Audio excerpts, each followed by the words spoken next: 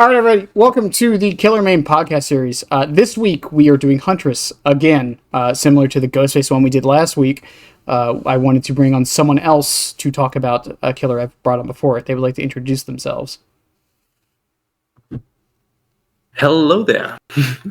My name is 7CM Princess. I do play a copious amount of Dead by Daylight. I've been playing ever since the game came out, due to my friends dragging me into playing it. And as soon as Huntress came out, I actually fell in love with the killer. So by now I have around 16,000 hours, and most of them are all in Huntress. 16,000 hours? Yeah, 16,000. Oh, wait, my alarm. Hold up a second. 16,000. Oh, see, there you can see we were too early today. Perfect. That is insane. 16,000 hours? Yeah. And the fun fact is, I use this one website that everyone's been using to track their gameplay of Killer and Survivor, and I've been playing 85% of the time Killer. How much of that is Huntress? There's no way to know, but would you have a general idea? So let's go about it thematically, right? Huntress came out in 6 years ago, right? Yeah, she's been out. She was the fourth chapter to release after the game dropped. Yeah. So the first year I only streamed Huntress. And then after, just for the content creator reasons, I started getting into every other killer and playing variety killer. So that means around, honestly, around 6,000 hours only is Huntress. Mm-hmm. That's still, it's more playtime than I have in the game. Yeah. I'm only at 4K. That's fucking, wow. Sure, all right. No shit. 400,000 hatchets thrown or something like that. Something very wild. 400,000 hatchets thrown. That's fucking insane. I mean, no shame by this, by the way. It's honestly impressive, if I'm being honest. Well, I guess that answers the first question for how long you've been playing. Have you been playing since release? Yeah. So my friends played the beta of this game. And they were like, "Oh, this was so fun! You will enjoy." And I was like, "Nah, I really want to just play World of Warcraft, And then they just bought the game for me as soon as it came out. They were like, "Yeah, now you have to play it." What the? Sorry, my PC's being stupid. Have you taken any breaks since then? No, I've actually just been playing DBD consistently. Of course, when I wasn't streaming it, it was just a few hours every week here and there with my friends. Mm-hmm. And then I started getting into playing with some streamer friends, and then they encouraged me to stream myself and produce content, and then it was a completely consistent thing. Regardless how bad the game had been, bug-wise or gameplay-wise, but whenever they changed the engine at first, I've just been playing the game. Fair enough. That's some commitment, honestly speaking. Even I've taken breaks, and I have only been playing for 3 years. I guess the next question, and the big one that for every killer main out there, is why Huntress? Ooh, that's a good question. So when I first started playing DBD, there was not really another game like DBD, right? And I guess everyone has played, I don't know, horror games before, or FPS games, or anything of sort. Mm-hmm. And when Huntress came out, her mechanic seemed so unique. Because of course everyone has, I don't know, been using throwing knives or tomahawks in games like Call of Duty, but throwing this hatchet in a game where the opposite side can't really, fire back, felt so unique, and that really fascinated me. Yeah, even to this day, Dead by Daylight is an extremely unique game. There's still nothing like it. There's been things that have tried to be like it, but nothing's come close. Exactly, and if you're playing a very action-heavy FPS games, I don't know, Apex Legends, Overwatch, Marvel Rivals, even, you always feel like under consistent stress, because the opposite side is firing back. They are moving quickly. You have to be moving quickly. And in DBD, you don't really have that stress. You can line up your shots, you can angle everything, you can be creative, and you don't really feel like it's gonna hurt you. Right. And I think the closest thing to Huntress is, I guess, tomahawks in like Call of Duty and stuff. But even then, they're not the same. It's not the same. They don't have like the punch Huntress does.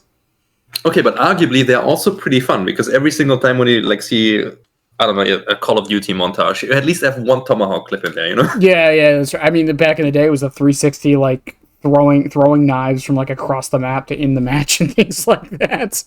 Exactly. Now we have that montage feeling, but as a gameplay loop. And that's pretty cool. Yeah, and Huntress is one of, if not the most popular killer in the game. To both her detriment and benefit. So I know a lot of people like have obviously seen the montage clips and things like that. There's many creators who made their names with Huntress montages. And did just gameplay in general. And I mean, she's popular for a reason. There's some other reasons I won't go into, but the main reason is her gameplay. Just because they've tried to replicate. Huntress is so popular, they tried to replicate her like 4 times now. Yeah, with Deathslinger, Trickster, and honestly, that's probably it. Really, some would argue Houndmaster for some reason. Yeah, I guess stuff like Houndmaster, Nerfs, Huntress, they all have like some similarities when it comes to like gameplay. Yeah, it really just comes down to how reductive you want to be. They all have their quirks and their differences, so I think it's fine. But at the end of the day, like, Huntress is also she's a very simple killer that has complexities to her, which is honestly not very common in this game, at least on purpose. Yeah. Someone can correct me on this, but I think Huntress has the shortest power description in the entire game. It literally just says throw hatchet. I'm paraphrasing, but like it's all it says. Yeah. It just throws hatchet. It doesn't go into explanations or like throw power, reload power, and locker. There you go. That's it. And Huntress is also unique in the sense of like there's a lot of new players that play her, a lot of veteran players that play her, and they all tend to like not only enjoy her but tend to do pretty decent on her regardless. And then there's obviously the masters such as yourself that you find the orbitals and these insane spots you can throw hatchets through and learn how to predict survivors like to a T for the most part. Yeah, that's like super fun too, because there's like it doesn't feel like it stops anywhere. Mm-hmm. You learn new collision every day. They release new maps that you can explore. There are like gaps in between objects that you can pixel perfect throw through. Mm-hmm. It feels like you have no limitation with this killer.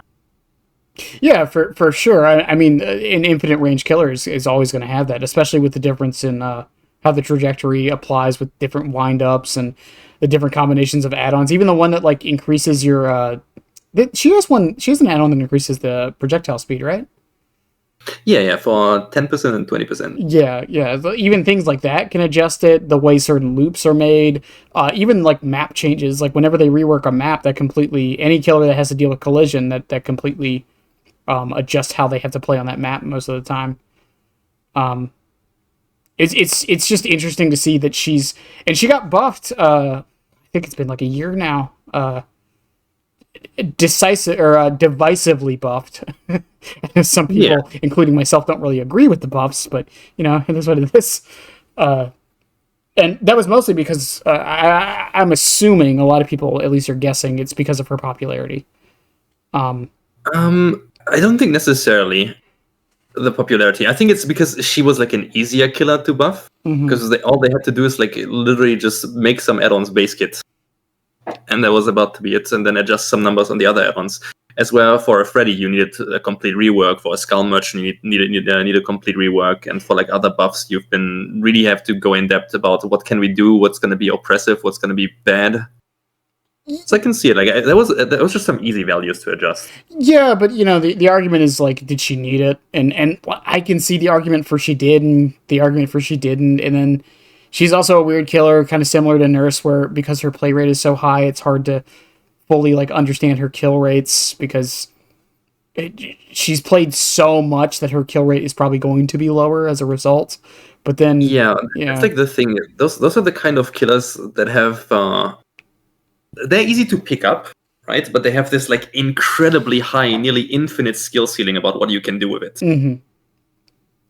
And I think that's on average, the buffs probably didn't even benefit most of the players that well either, because you need to be pretty damn good to, utilize a lot of things. Yeah, for sure. And I think more so for like the people who weren't playing her to her best, were the buffs helped. They just didn't like immensely like. Even with the buffs, I don't think I don't really. I'm not a big fan of tier lists, but like I don't think it really moved her up on the tier list at all. Yeah, I think she actually over the years, with like how maps have been progressively changed, and with what kind of design they've been going with the game at the moment, she actually even went down on the tier list because other killers, newer killers, and killers that get reworked have been like consistently getting better. Right. To like and where the counterplay to them is less accessible than dodging a hatchet. Yeah, and I know there's some Huntress mains, I won't name anyone, but who aren't happy with the fact that some maps tend to take into account like Ghostface and such, and it adds a bunch of random collision that kind of screws over Huntress in particular. See, that's something that I don't even understand, because I, for example, like one of my favorite maps to play on are indoor maps in this game is Huntress. Indoor maps? Yeah, like my favorite map overall is like the game for Huntress. Really? Like one of my second favorite map is Larry's. Really? Yeah. And people call me weird for liking Eerie of Crows. Yeah, no, that's weird. I like Eerie. Shut up. It's one of the few maps I can see on without filters. That's why I like it.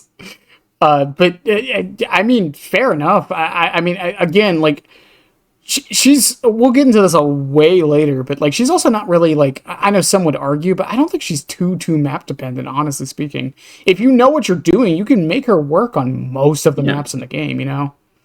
I mean, she's very map dependent for like the average player, right? Mm-hmm.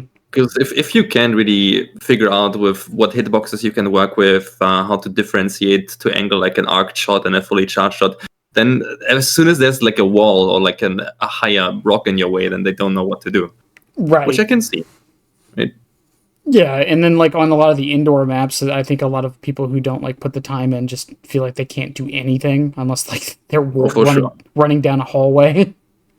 See, the reason why I like Larry's, for example, so much is because you have like those insane window spawns and like doorway spawns. So sometimes you can, if you know, or if you kind of have a feeling for how survivors move, if you just see them for a glimpse and then okay, like in 5 seconds they're gonna be around this corner, then you can hit those like insane hatchets through like 3 windows lining up vertically or something. Yeah, and I mean that's a lot of mastery and map knowledge too, and exactly, and that is arguably something probably maybe 4% of the player base would be able to do, right? Listen, but you're not giving enough credit. Yeah, probably. Yeah. Well, I guess since we're on the topic of maps, though, is there any maps you don't like playing on other than the obvious ones? I would assume. For the gameplay of Huntress herself, not really. So, because there are like always some like very, very cheeky spots on any kind of map. Like there's the under stair shot on Toba Landing, where you have this weird debris you can angle through. On Eerie of Crows, you have the shot you can get through the random hole in Shack on the backsides. Yeah. Can so even like do you know if on Eerie can you throw it through the the gaps between the mausoleums, the tombstones? You know what I'm talking about? Yeah, you can. Yeah, you can? Okay, I was just curious. Yeah, you can also like angle a Dracula a Dracula Hellfire through those. Yeah, because it's not tall, so I would assume so. The way Dracula's ones work is I think it's based on line of sight. I know someone's probably going to correct me, but it's not actually like collision. It doesn't take collision into account. It's based on actual line of sight. Fun fact for Area of Crows, for example, the main building top part is a little bit open, right? Because you have the like little balcony thing and the doorways there. So if you're lucky and you don't spawn a closed jungle gym at the back right corner of the map, you can actually hit kind of a half orbital. A half from orbital? The map. Yeah, from like a very limp angled orbital, basically, from the map edge to the generator inside the building. So you could orbital someone working inside that closed building. It's insane. See, it's shit like that like I said, like there are other killers who have stuff like this, but most of them are unintentional. But for Huntress, it definitely seems like it was on purpose. At least I would hope it was on purpose. And you know, I mean, we can talk about orbitals a little bit too, because I know that's something that's like the Huntress thing, right? How? I mean, would you say you've mastered more orbitals yet, or are you yourself still learning? I actually this might sound wild, but I don't think I have thrown or attempted an orbital ever since 2020. Really? Yeah, the last time I like actively used orbitals and like practiced them and stuff was in like 2018. I know there's some people who think they're too easy now because of that tech that was learned. Yeah, it's like cooking after cookbook, right? Yeah, and that's when I lost the fun with that kind of stuff. Fair enough. I don't know. I'm going to say something a lot of Huntress players are going to hate. I think orbitals are kind of overrated. No, for sure. That's I'm on the same boat there. It's not that they're not impressive when they happen, because they are. Because you know, there's also the game knowledge of knowing when to do it, not just how to do it, right? Yeah, but exactly. I think for me, it's just I've seen them so much that it's like, okay. that's really what it comes down to me. But if I see you like shoot a hatchet through like 4 windows on Larry's, I'm probably gonna like in real life scream eternally, because that's just fucking cool. Yeah, it's like that. You know those very tall boxes under the game map? Mm-hmm. They are usually downstairs, like next to the staircases, etc. Sometimes like with pallets attached to them. Yeah. If a survivor stands still, even though the box is like a little bit taller than the survivor, if you angle it perfectly, you can hit a survivor standing behind it. Like those kind of things are the reasons why I think this killer is like absolutely nuts in the right hand. Mm-hmm. Yeah, and again, like she's one of the few killers that just does that kind of stuff, and it's not to say other killers don't have obviously their skill ceilings, but like Huntress's is literally limitless, and it's yeah, like sometimes when you do stuff with like certain characters in this game, you're asking yourself if that's even allowed. Moving on a bit, and we did talk about it with the buffs she got decently recently. Yeah. Do you think Huntress needs any changes as of now, other than like the obvious stuff, like fix some bugs or fix the collision? But do you think that there's anything to her base kit that needs any changing now, or do you think she's in a perfect spot? I honestly don't think there's anything they could like do that would make her feel incredibly better. Like right now, like tier list wise, I would say she's like maybe on the top of a B tier, like maybe the lower end of the A tier. Like if you're insane with her. Mm-hmm. And I honestly think those kind of killers giving them like buffs can be incredibly difficult, because you would either vastly overtune them or break their gameplay loop to an extent. And I think gameplay loop wise for killer and survivor, like interaction wise, even though I know a lot of people hate Huntress from like the sense of getting zoned for free oftentimes. That would be me, but yes, go on. Yeah. If you improve her chase or her macro gameplay in any way, shape, or form, that would be on the edge of like being way too boring to play against, or like way too boring to play as. Right. Like look how they buffed Trickster, and Trickster was for the longest time very, very boring to play against then, and very, very much less fun to play as, even though he was overall stronger and easier accessible. But on the way, a lot of skill expression for like both sides got lost. Do you think there's any nerfs she could use? Because I know there have been suggestions, and before we continue this, I don't know if you know this. I hate playing against Huntress because of the zoning. Oh no, a lot of people do. That's like why I hated playing against Demogorgon for the longest time. But and I have walked back on this. I did used to think she needed the zoning taken away somehow. I've walked back on this. I don't. I just think it's something I just have to learn to deal with. But I know a lot of people are vehemently opposed to that and really do want the zoning to go away. But do you think there's any nerfs she could use to like make her feel better to play against? Because I know a lot of people, especially because of 2v8, have definitely started not enjoying this killer as much as they used to. I honestly don't think there would be any nerfs that would make the counterplay to Huntress easier accessible. Like you can, like for example, I didn't mind the hatchet buff that you can get 2 extra hatchets base kit, but they are capped at 7 now, and you can't have 8 hatchets anymore, right? Base kit wise, if they removed the wind up again that they added, I wouldn't mind either. But I don't think you would necessarily notice that from a server point of view, to be honest. I think for me, I don't think the wind up, like the base wind up, is actually the problem. I just think it's the add-ons. Yeah, honestly, okay, and this is a lot of Huntress mains, including myself. Like, I love the add-on Oak Haft. Yeah, Oak Haft feels so good, but it is illegally good. They could definitely nerf both the Bandage Haft and the Oak Haft by half of their values. Like from 20% down to 10% and from 10 to 5, and it would still feel good. Yeah, and I think that's perfectly reasonable. Other than that, I honestly, and I know I've said the zoning thing, but like, I don't think there's really anything you can do about that would feel good. Yeah. But I think her wind-up is honestly the only thing I think needs to be adjusted at this point. Yeah, they could also nerf Shiny Pin a little bit, because the whole like zoning part gets a little bit more freer when you have those 5% more movement speed while holding a hatchet, to be honest. That means I could just mindlessly wind up where I shouldn't, and still don't get punished as hard. Right? Which just makes the zoning easier, even if I'm not that experienced yet. One add-on that a lot of people bring up is putty, not in a bad way, but in this add-on sucks kind of way. Do you think it needs to be reworked, or do you think it's fine for what it does? So I'm a firm believer that not every single iridescent add-on has to be like an insanely strong add-on. Like sometimes iridescent add-ons also just change can change the gameplay style in a way that makes it different.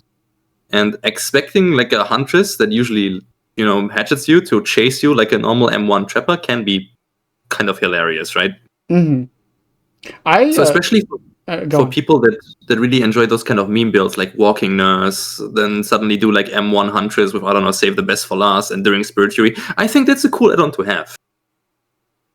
Yeah, like I think I've always thought that the idea was interesting, and a lot of times I would run it with iridescent hatchet. That's what I used to do. Yeah. Because it's like, well, you got one hatchet. If you miss, well, now you're a 115 killer. Why not? And I would honestly like more add-ons like putty. Because, like, again, like you said, I don't think every add-on, especially iridescence, needs to be like these hyper OP things, right? I think having them be game-changing add-ons is something I think we need more of, and I think we're starting to see that a little bit. I think behavior is finally starting to catch on to that. We've mostly seen it in purples actually recently, because I know Dracula has like Cube of Zoe, which is like not good, but I would never change it. It's fun. Yeah, exactly.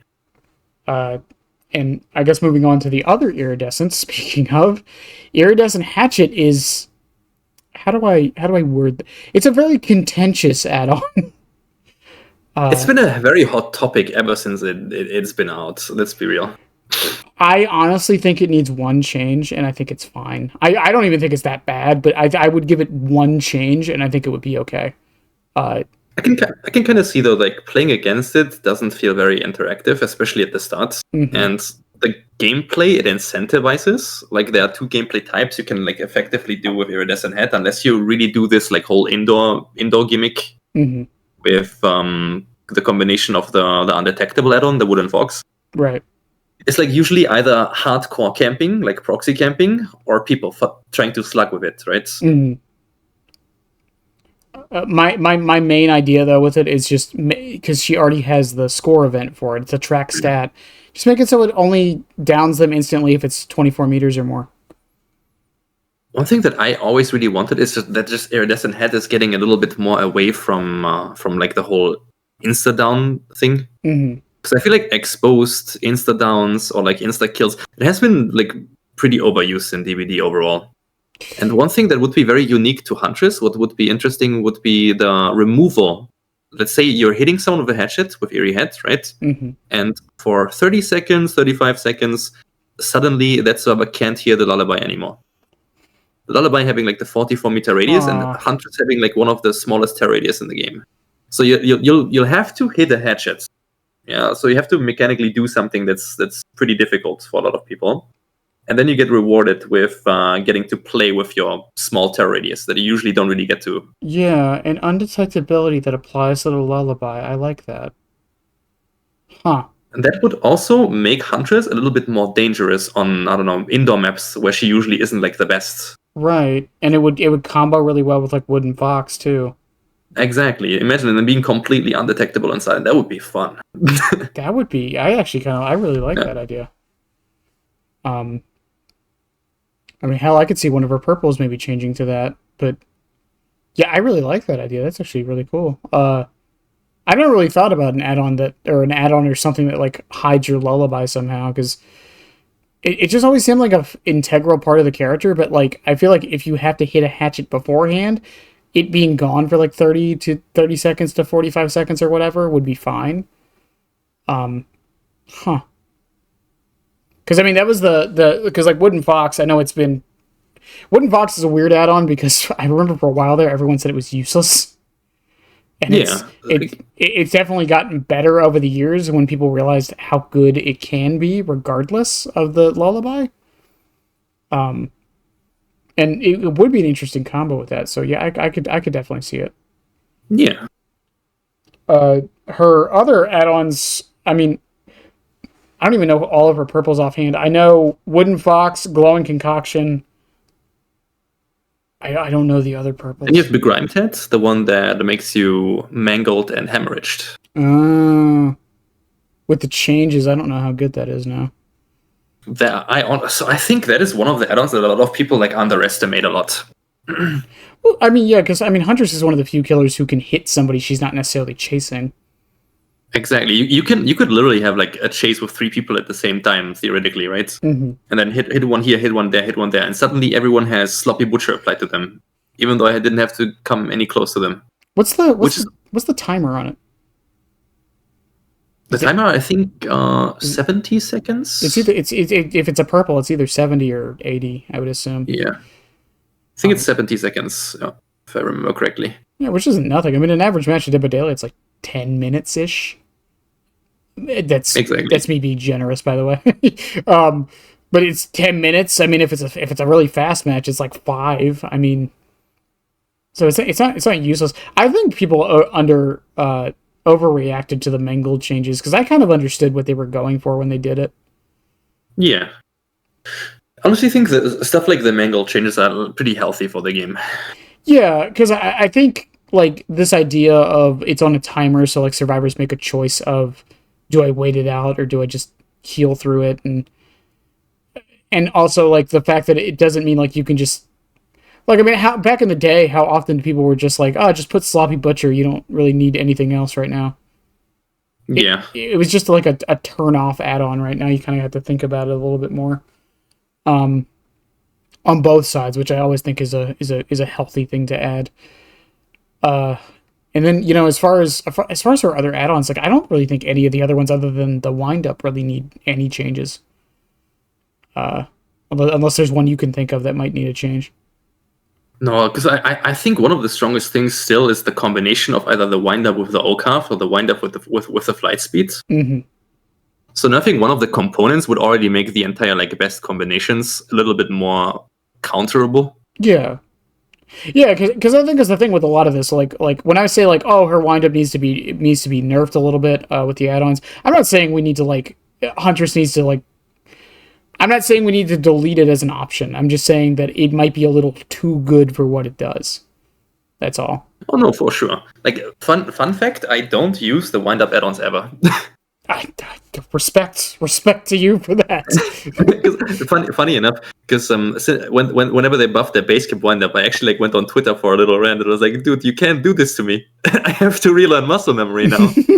And it was a friend of mine who was like also a bigger creator. He's like, why? It's like, dude, I have not used a single wind up add-on ever since her release. It's like the Philly add-on on Ghostface. It's like once they made part of it base kit, like a lot of people stopped using it and realized they didn't need it anyways.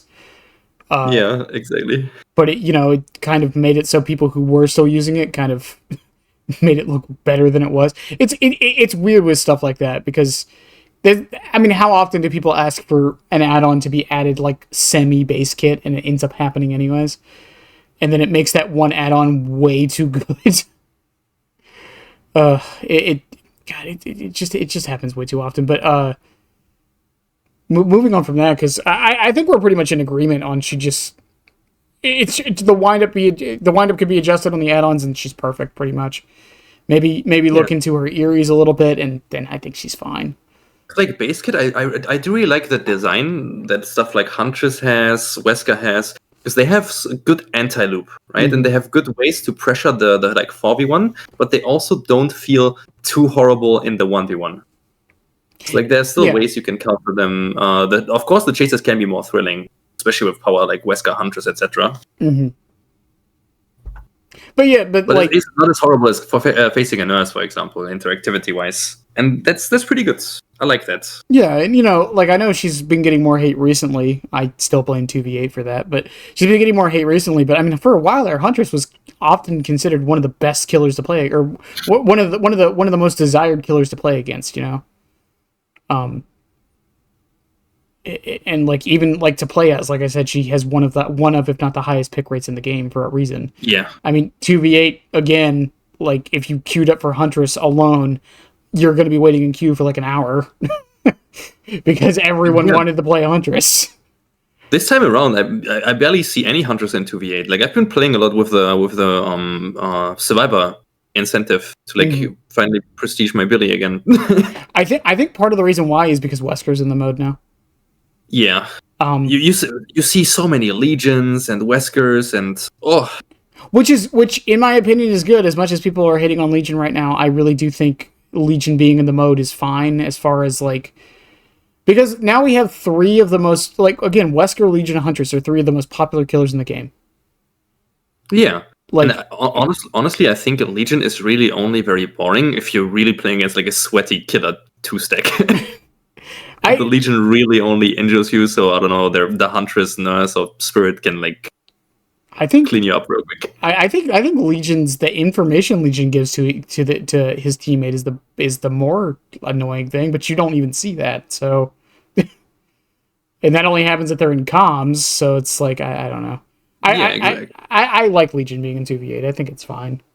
Oh yeah, like honestly, whenever someone off stream hits me up and be like, "Hey, do you want to play some 2v8s?" And I don't know, even on NA ping or something, I oftentimes just tend to play Legion or Billy just so I can like turn my mind off and just run around and have fun. Yeah, I mean, we're not really talking about 2v8 too much, but like, that's the best thing about 2v8 in my opinion. It's a very mind off mode.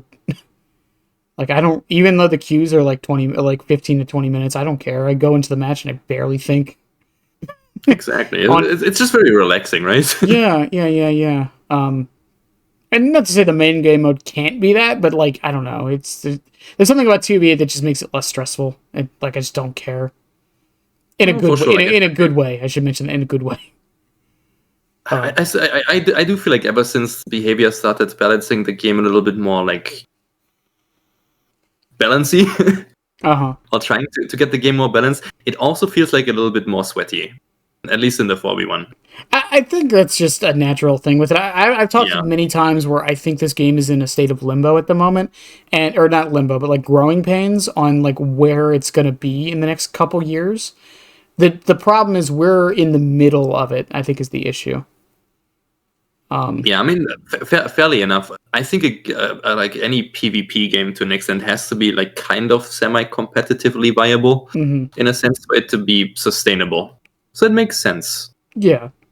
again, I think we're still in that middle phase of it, and that's why a lot of people are kind of disillusioned with it, because they can't just come out tomorrow with a patch that, quote, fixes everything. It takes time. And I think every patch, as much as people complain, we're progressively getting there. So, and again, no one knows what they want this game to be anyways. So, or let me rephrase that: no one can agree what they want this game to be. So even the devs. Exactly. So it has a lot of issues with that. Moving on a bit to something that no one really talks about too often, which is Huntress' teachable perks. Because they are definitely interesting. Yeah, they are arguably some of the worst perks in the entire game. No hate. I just think it's funny that one of the better killers has like some of the worst perks. Even though one of them just got buffed and is apparently actually pretty okay. I do think Huntress Lullaby, for example, is a very interesting perk. I like Huntress Lullaby. Huntress Lullaby is a gimmicky perk, so I think that's fine. It's like not even it's not even bad. It's not good. It's just very interesting. Mm-hmm. So you can have some niche use with it. But even as on Huntress herself, if you're learning, I don't know, like long range shots and stuff, if you have 2 or 3 stacks of Lullaby, and that survivor has to actually like focus on their skill checks, even if they're on like a very, very open generator, it's less likely them seeing you in the distance throwing a hatchet at you. Yeah. I call Huntress Lullaby I call it the 3 a.m. streamer perk. Because that's who it affects the most. Oh, looking at chat, too bad. There was a skill check. Exactly. For the reason, I think for general like killer gameplay, Lullaby is probably not the best play, but for some killers, and including Huntress, it can be very fun. Yeah, and again, it's a gimmicky perk, which I think is fine. I think, honestly, we need more gimmicky perks. I don't think we get enough of them. That's very true. And then... I mean, we got more on the survivor side these days, with stuff like plot twist, scene banner, yada, yada, yada. Yeah, Bardic Inspiration. Yeah. I don't know. I mean, we did recently get Thunder Thighs, so I mean that was kind of a gimmicky perk. True, I love Thunder Thighs. Especially the first time I heard that noise in a game, I was so confused. The vine boom, the fucking It is, and the fact that someone found out that you can run Unrelenting with it and basically move faster is the funniest thing to me. If you're playing a 110 movement speed killer like Chucky or Huntress or Deathslinger, and you drop off a high ledge and you have Thunder Thighs and Unrelenting, for the time it's activated, if you just keep lunging, you'll actually move faster than if you walk. That's interesting. Now, is it good? I mean, you could argue it is. Is it worth it? Probably not, but it's funny. Yeah. It's going to have situational charm, that's for sure. Yeah. The other perks she has, and I'm going to talk about Beast of Prey last because of the buff it just got, but Territorial Imperative is it's a perk. It exists. For sure. The thing is, even though Huntress, for example, strives in like very campy and territorial gameplay herself, right? But even for that perk is absolutely horrible. Because of the like range requirement for it to trigger, and you're being so slow. So if by the time you're there, they're gone. I got it in Chaos Shuffle a few times, and I did genuinely get value from it. But like apart from that, it's just not worth running. Even when Invocations got added and everyone was like, "Oh, run Territorial," it still wasn't worth it most of the time. But why would everyone want to run Territorial if the Invocation means they're going to be broken for the rest of the game? Yeah. On top of that, just run Barbecue. Exactly. And you get like the same effect. It's not like you're not going to down somebody. If you don't down somebody in, what is it, a minute and a half, right? Or something like that, you probably already lost anyways. Yeah. So like I don't know. I think I don't even know what they could do to change it. That's the sad thing about Territorial. I think it needs something, but like I don't know what they could do to change it that wouldn't just completely rework the perk. They could probably like buff it in a sense where it's just going to be very unfun if anyone brings Territorial. Yeah. for the like remove the range requirement and like immediately give you like a notification or reading whatever, or like even I don't know, make them scream or something like on infectious fright so that you can't even counter it with distortion when they enter the basement, and then add like the old values from Monster Shrine to basement hooks, where they progress faster whenever they are hooked in the basement or something. What if it just gave you aura reading, like not times? Like what if like if you're 24 meters away from the basement, you just have aura reading if they're in the basement? Like it's not on a timer or anything. Then it still wouldn't really change the perk itself, right? Because you get the initial aura reading when they go down to basement for a few seconds, which is like what 4, 6. It's 6 seconds. Which is already it's already pretty long. Because I doubt when they see you come back to the basement, they'll just like hide in a corner, and even if they do, you'll find them pretty quick, right? What if instead of aura reading it was? Hear me out on this. What if instead of aura reading it was killer instinct? Killer instinct could be interesting. And the reason why I say that is because that means, let's say someone goes down into basement into a locker, you would know still. Yeah, then that could be a nice change. Would it make it good? No. Would it make it meta? Fuck no. But you know, it would have its uses. And I could definitely see that maybe that could be the way with it. Also, that would be the first perk to ever have killer instinct on it. Do you know that hasn't been on a single perk in the entire game? She didn't really think about that, but now that you say, yeah, there's not a single perk that interacts with killer instinct in any way. I don't know why. Yeah, it's like it's only aura and screaming. Yeah, or a sound notification. Yeah, with because Hoarder does a sound notification technically. Even though it's like an aura bubble, but Hoarder's a weird perk. No one's running it anyway, so who cares? Yeah. And then her third teachable, which is Beast of Prey, which just recently got a buff, and I have been told is okay now. I still don't think it's worth it, but I've been told it's okay now. It's like decent at best, but there are like other options that probably will find more value of the same category. That's for sure. Yeah, and I think the biggest problem it has is a lot of the killers that would run it don't get bloodlust. Exactly. So, and then there's this whole aspect of, okay, I'm on a timer after I trigger the perk. Now I'm wasting a lot of time getting into bloodlust, and then I'll have to actively leave the survivor so I can make use of my undetectable. So first I'm doing something somewhere, then I am on a timer, and I have to like put it somewhere else to get value out of it. There is one killer who does get very good use out of it. One killer I know of that gets very good use out of it, and that is Sadako. Oh yeah, with the teleport. Because she can... Well, because she has a lullaby when she goes into her undetectable. Yeah. But if you are undetectable for any other reason, she doesn't get it. So you could bloodlust somebody, go manifest, teleport to a TV, and they wouldn't get a heartbeat at all. They would have no idea you're there. They'd hear the TV go off, but you know, it's a global sound anyway, so they'd know regardless. But they don't know which TV. She's the only killer I know of who can make decent use out of it. Every other one, like, they get okay use, but like Freddy can't really use it because one, now he doesn't really get bloodlust anyways anymore. And two, like, you're oblivious if you're asleep, so who cares if you're undetectable? And again, I think that's the biggest problem, though, with it, is just that it's tied to bloodlust. I think that'll always be the problem with it. Yeah. If it's not tied to bloodlust, or if it stays tied to bloodlust, then, you know, making the timer a little bit more forgiving would probably be a good idea, but... I mean, they just did that, though. Is the 40 seconds enough?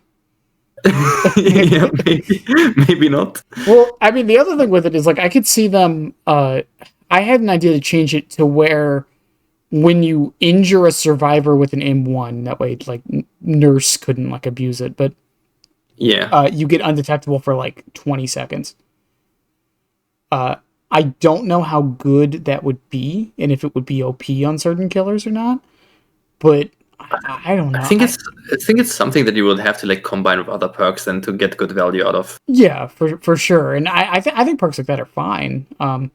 But like I could see them maybe changing it to that because I like this idea of you getting undetectable from chases. I like that idea. It's just the way the fact that it's tied to bloodlust. I think is just the problem. It's difficult because if you made it, let's say against hypothetically you made it to like injuring a survivor will cause you to get the undetectable effect for X amount of time, right? Mm-hmm. That would make it a little bit similar to stuff like hysteria. That is true, That but you know that would basically just make it a better version, you know? Well, no, because hysteria would hit multiple. Well, no, I guess. Well, yeah, but you would just have to lower the time. You just make it 20 seconds or something. Yeah. And then hysteria would still have its uses because hysteria is, oblivious. So like they still see your red stain. So like it doesn't have full. I think my other problem with it would be I could see like some killers really, really abusing it. Like maybe Chucky to a degree. I could see maybe Sadako you getting very, very good use out of it. Ghostface, so you wouldn't have to go into Chucky power. Would sound pretty interesting, right? Well, because you could kind of maybe use it to gap the whole cooldown of your power. Yeah, that's why I use Rapid on him right now, is because it helps with that too. So maybe I don't know. That would be interesting. I would love them to go back to Beast of Prey, because I mean they just randomly buffed it, so I'm assuming they're looking at it being one of the least used perks in the game. So yeah, it would probably still stay one of the least used perks in the game because I think it's just easier to, I don't know, use Unforeseen on Thread of Torment and kick a generator and make sure you get your value out of that without any big effort. God, Unforeseen is really like... it's really shown how bad a lot of undetectable perks are. Right? So, it's such a weird thing with Unforeseen. Speaking of perks, though, moving on a bit to builds you typically run. I've been watching some of the gameplay in the background, and are you the... I mean, no offense when I say this, but are you the I only run aura reading type of Huntress? No. Okay. No. Okay. It really depends on like my mood, the day, and what I'm trying to do. Because, for example, at the moment I'm doing like a no slowdown Huntress win streak for a little bit, where I've been like mostly running aura. Then when the days, I play in Europe on German servers that are widely known as very unfun at times. Right. So I do like to run, the typical full slowdown builds as well. Pain Res, Grim Embrace, what else is popular these days? Mostly stuff like Agitation, Pain Res, Corrupt Intervention, and then either Ruin, or if I'm really feeling like it and I want to be mean, then I run Hex Blood Favor. You run Corrupt Intervention? Yeah. There's a contentious choice, I feel. I feel like a lot of people don't like that perk anymore. Even though I still think it's one of the best perks in the game. Yeah, it's like always the safest option. Yeah. With lethal, for example, you can potentially get a quick down, but you potentially also cannot. I think for me, like, because I run either Corrupt or Lethal on Chucky. I've told people my reasons. A lot of people don't like Corrupt on him, but it really just depends on my mood. If I just want to get into chases and start the match, I run Lethal. Because I know exactly where everyone is, I can just immediately go to them and start them. But like if I'm like playing super serious, Corrupt is usually my go-to. Because even if I get that down super fast, they're not on those first 3 gens, and that's the value it gives. I feel, and I think a lot of people underestimate how good that is. Of course, there's also the problems with it, like, oh well, they spawned on a gen that wasn't blocked anyways, and it's like, well, I mean, you can't really stop that. I would rather have Corrupt just in case anyways, Exactly, and especially killers like, I don't know, Chucky as well, right? And Huntress, you can get some cheeky hits in very, very quick at the start of the game. And with Corrupt, I can just go here and like hit a hatchet there, hit a hatchet there, hit a hatchet there. Then I injure 3 people while also having a lot of gens blocked and basically making the playing area a little bit smaller. So if I'm playing to win, that's like something that's very, very good, right? So I can use the first few minutes of the game where everything's blocked with Corrupt to set up a quick snowball. Yeah, because I mean, you can go for like because of the downing thing. I mean, you could just go for some injures if you know where more than one person is. Exactly, which is also why I personally think that stuff like Begrimed Head is absolutely insane. Because if you have Begrimed Head at the start together with Corrupt Intervention, then you're already like setting yourself up for a good game. Yeah, fair enough. As far as the aura reading goes, do you think too many people, like, because I know it's a running joke, like, oops, all aura from like every Huntress player. Do you think people over rely on aura too much on Huntress, or do you think people are just literally just doing it because it's fun? Yes and no. I think a lot of people learning get like the advice to run aura reading, right?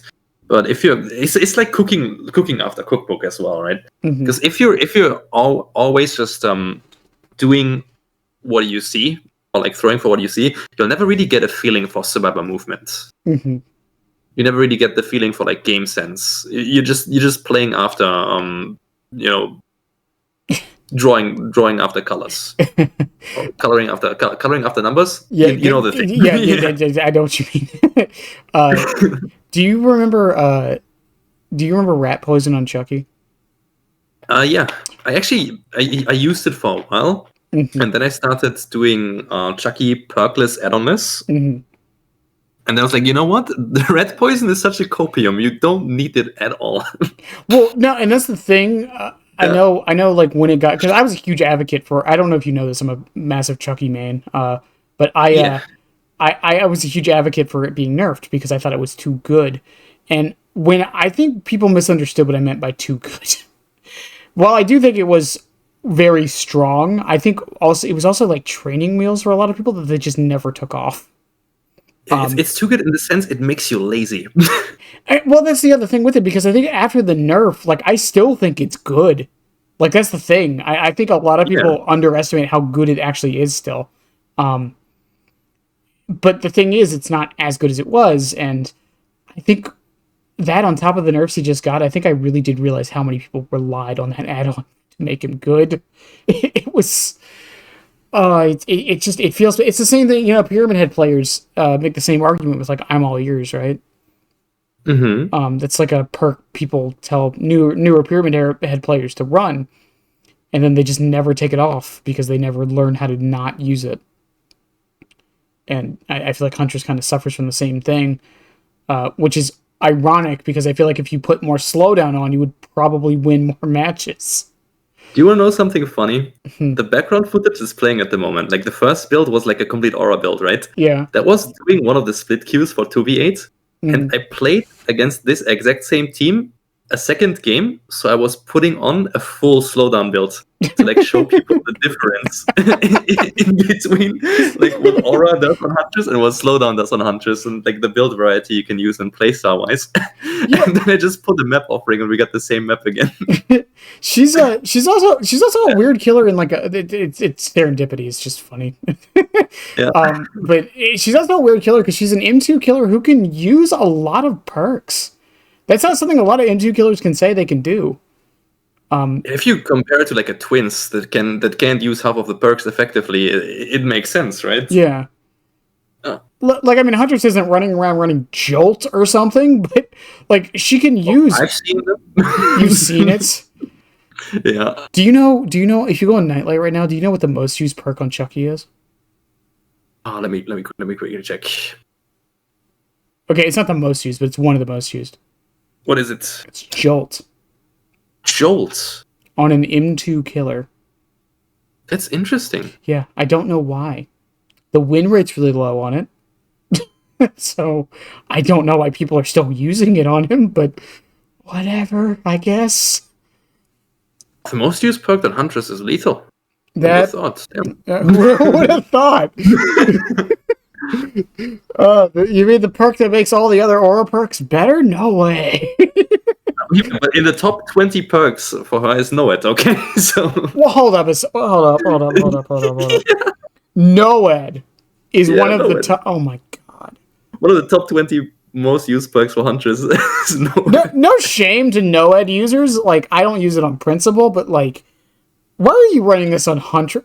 Run Terminus. I don't know.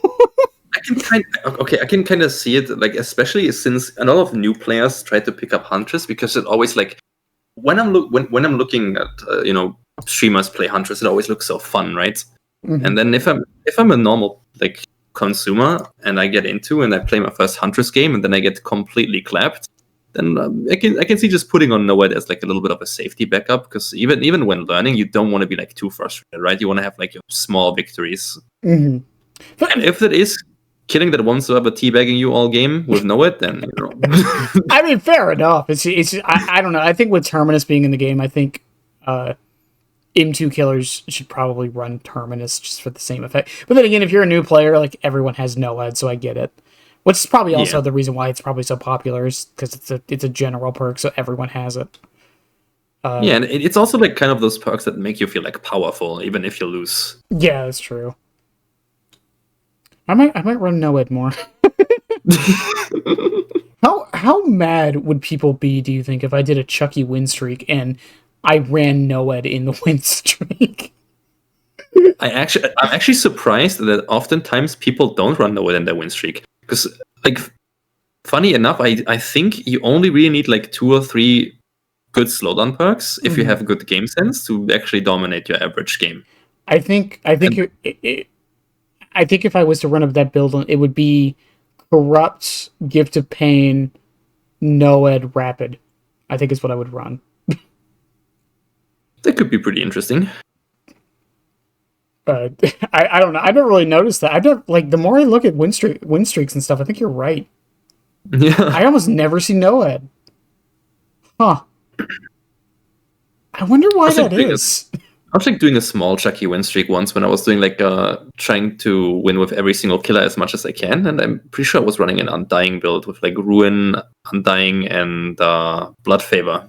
That was kind of hard. I think Ruin is actually decent on him. I think Ruin's decent in general. I think people really overlook how good it can be. Yeah. Especially combined with like Pain Res. Especially on killers that like need the pressure, like it can definitely help. But moving on. I mean, is there any other like builds you recommend or like run? Like, do you have like a Mimi build you run or anything like that? Mimi, not really. So there was this one build that like a viewer suggested once that was pretty fun, where you combine Starstruck and Agitation together with Wooden Fox, like the undetectable one. Mm-hmm. Where you're basically just kind of trying to bait people towards your slug after reloading. Right. Then you pick up a few seconds before your undetectable runs out, hope someone takes a hit, and then suddenly the undetectable wears off. Your Starstruck kicks in, and you insta down someone. Do you remember remote hooks from Anniversary last year? Yeah. So I had a build that was pretty much that. It was a Starstruck, Agitation, Awakened Awareness, and I think I swapped either Mad Grid and something else. But basically, the idea was I was trying to make remote hooks like as OP as they could be. So I would literally just pick somebody up and run at people with Awakened Awareness and Starstruck, down them, and then remote hook the person I had on my shoulder. That's pretty funny. I hope they bring it back this year. I hope they bring it back this year. But yeah, I mean, is there any like because I know that this isn't really a thing in Dead by Daylight, but do you think there's any like perk that Huntress can use that like no other killer really can, like to the best of its abilities? I don't think she's like the only, because at the end of the day, like one of her strongest perks, I think, will forever be Agitation. Mm-hmm. But there are also like a lot of other killers that really can get some good agitation potential, like starting from Trapper, ending by Skull Merchant. Mm-hmm. Well, I think the obvious ones are the 2 locker perks, because they kind of are only ran on them, or the 3 locker perks, I guess, Ultimate Weapon as well. Even though I don't even think Huntress gets that much value from like Iron Maiden or Darkness Reveals. Really, they're just a little bit more convenient. Mm-hmm. I think it really is just hey, you're gonna open lockers anyways, why not run it? Exactly, but that doesn't necessarily mean you can get like crazy value out of it, because let's say I'm on like the average large map. Mm-hmm. As a 110 killer, I reload at one corner and I see someone on Darkness Revealed or reading wise. I can't immediately translate it into pressure. Because as soon as the aura wears off, they could double back, they could go somewhere else, they could do something absolutely crazy that I don't know, and then I can't really do anything with the information.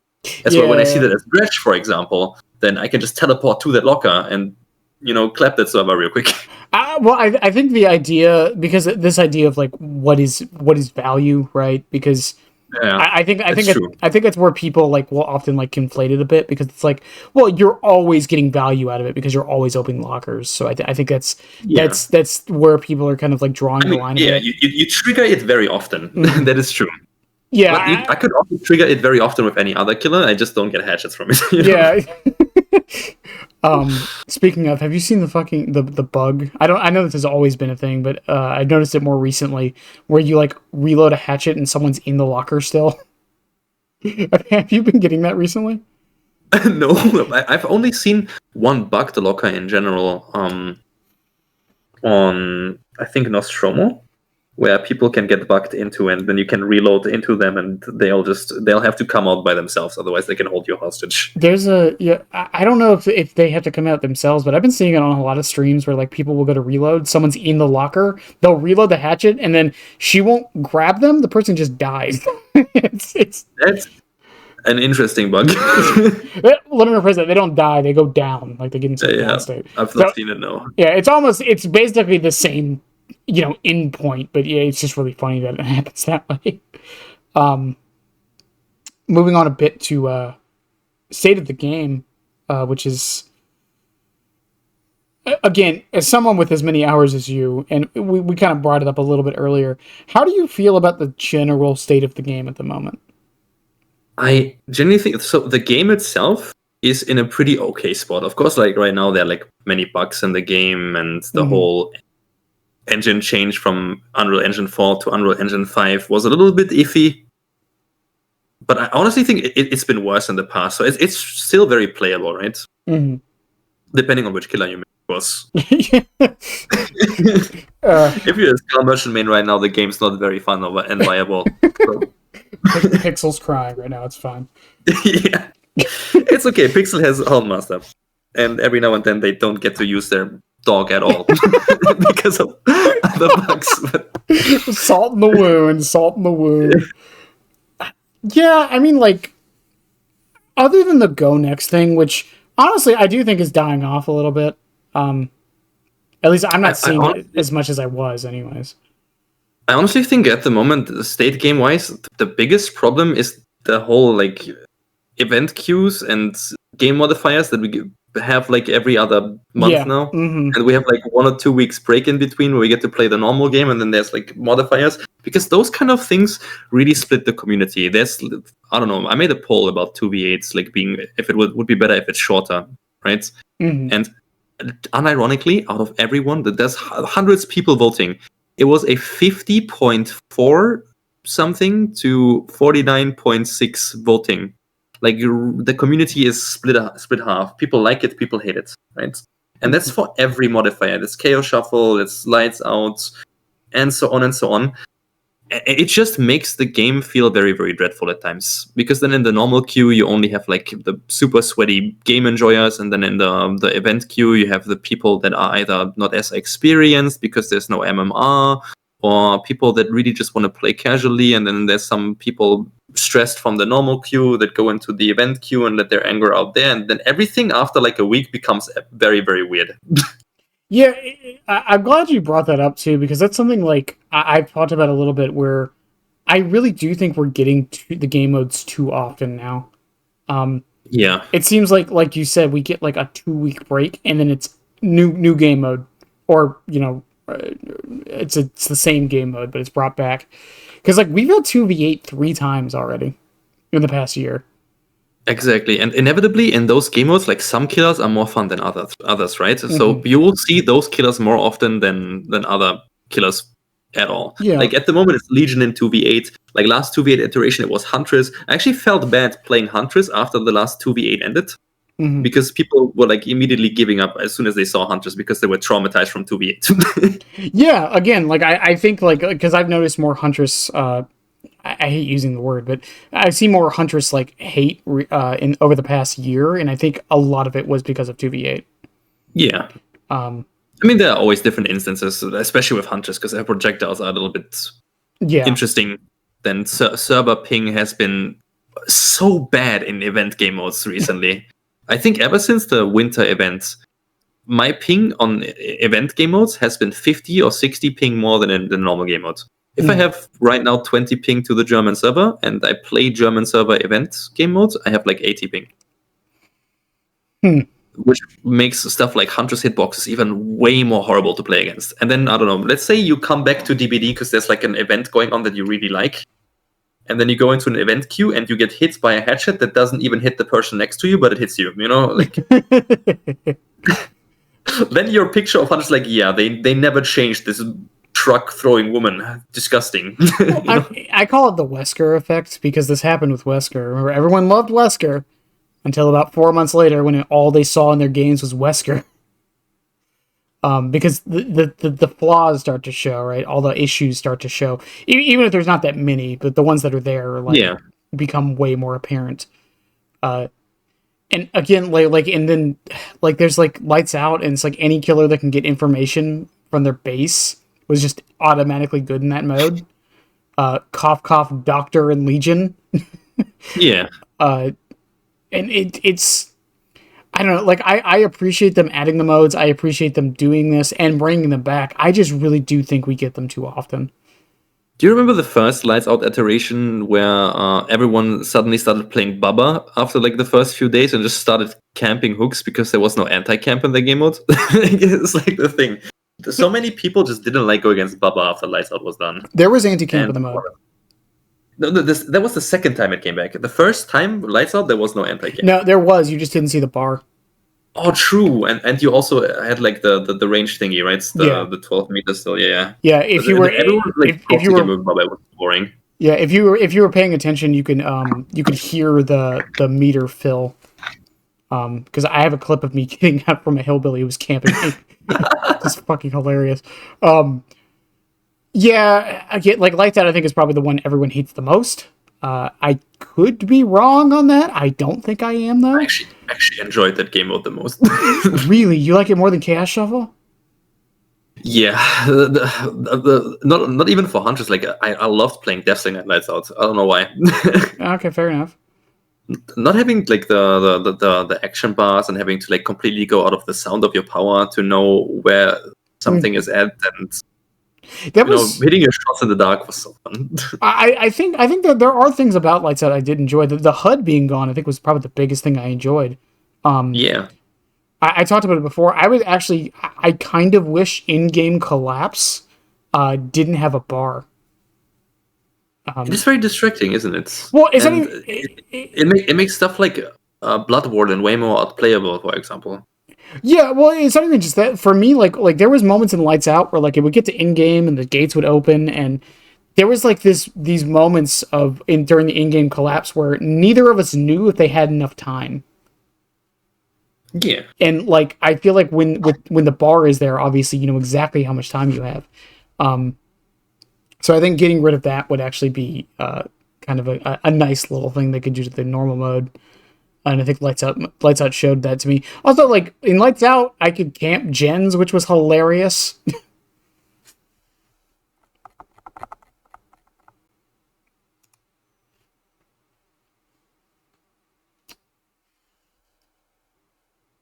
So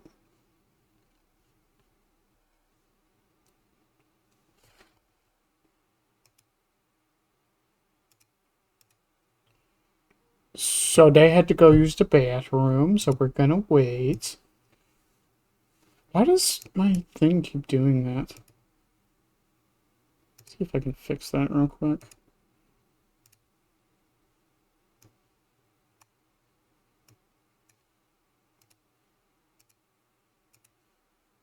It's so odd.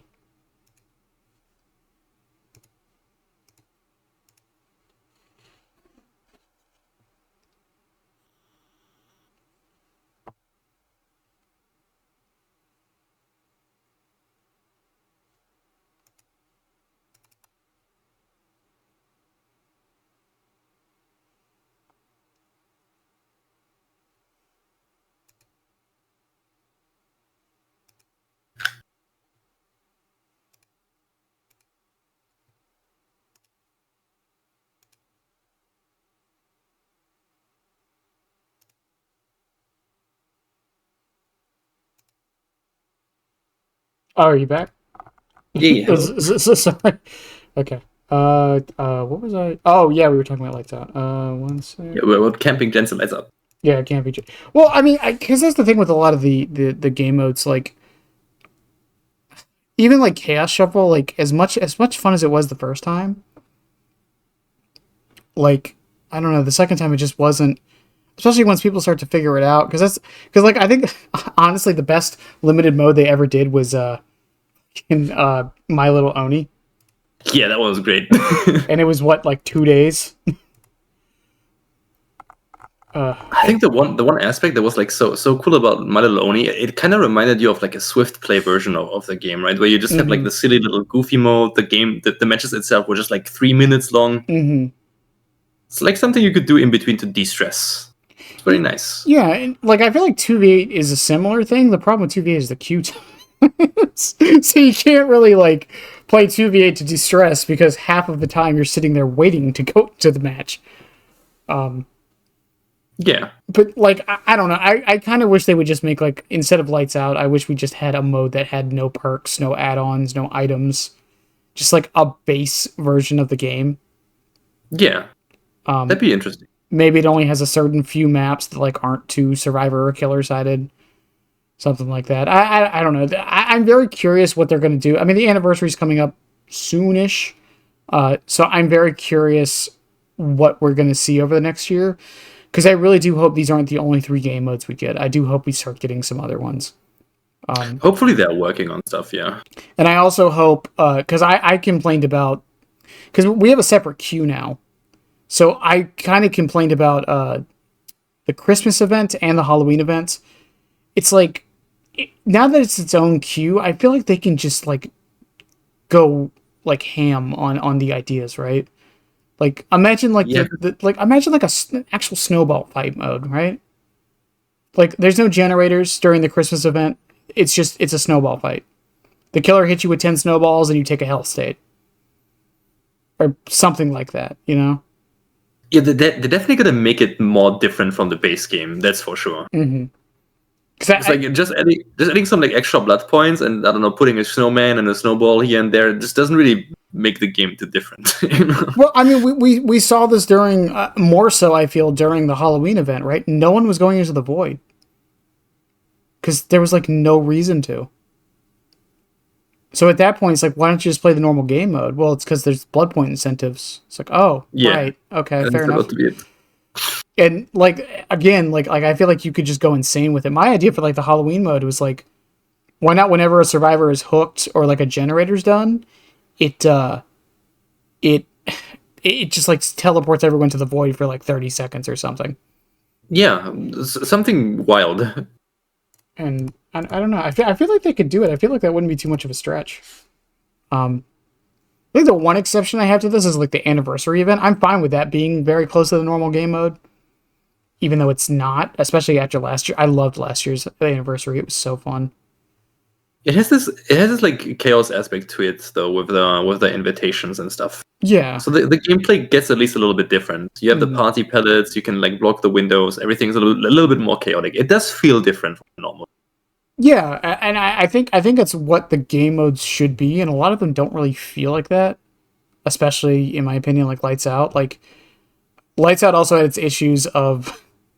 I mean, I had matches that lasted like 20 minutes in Lights Out because people would just... Yeah, especially with people like just hiding.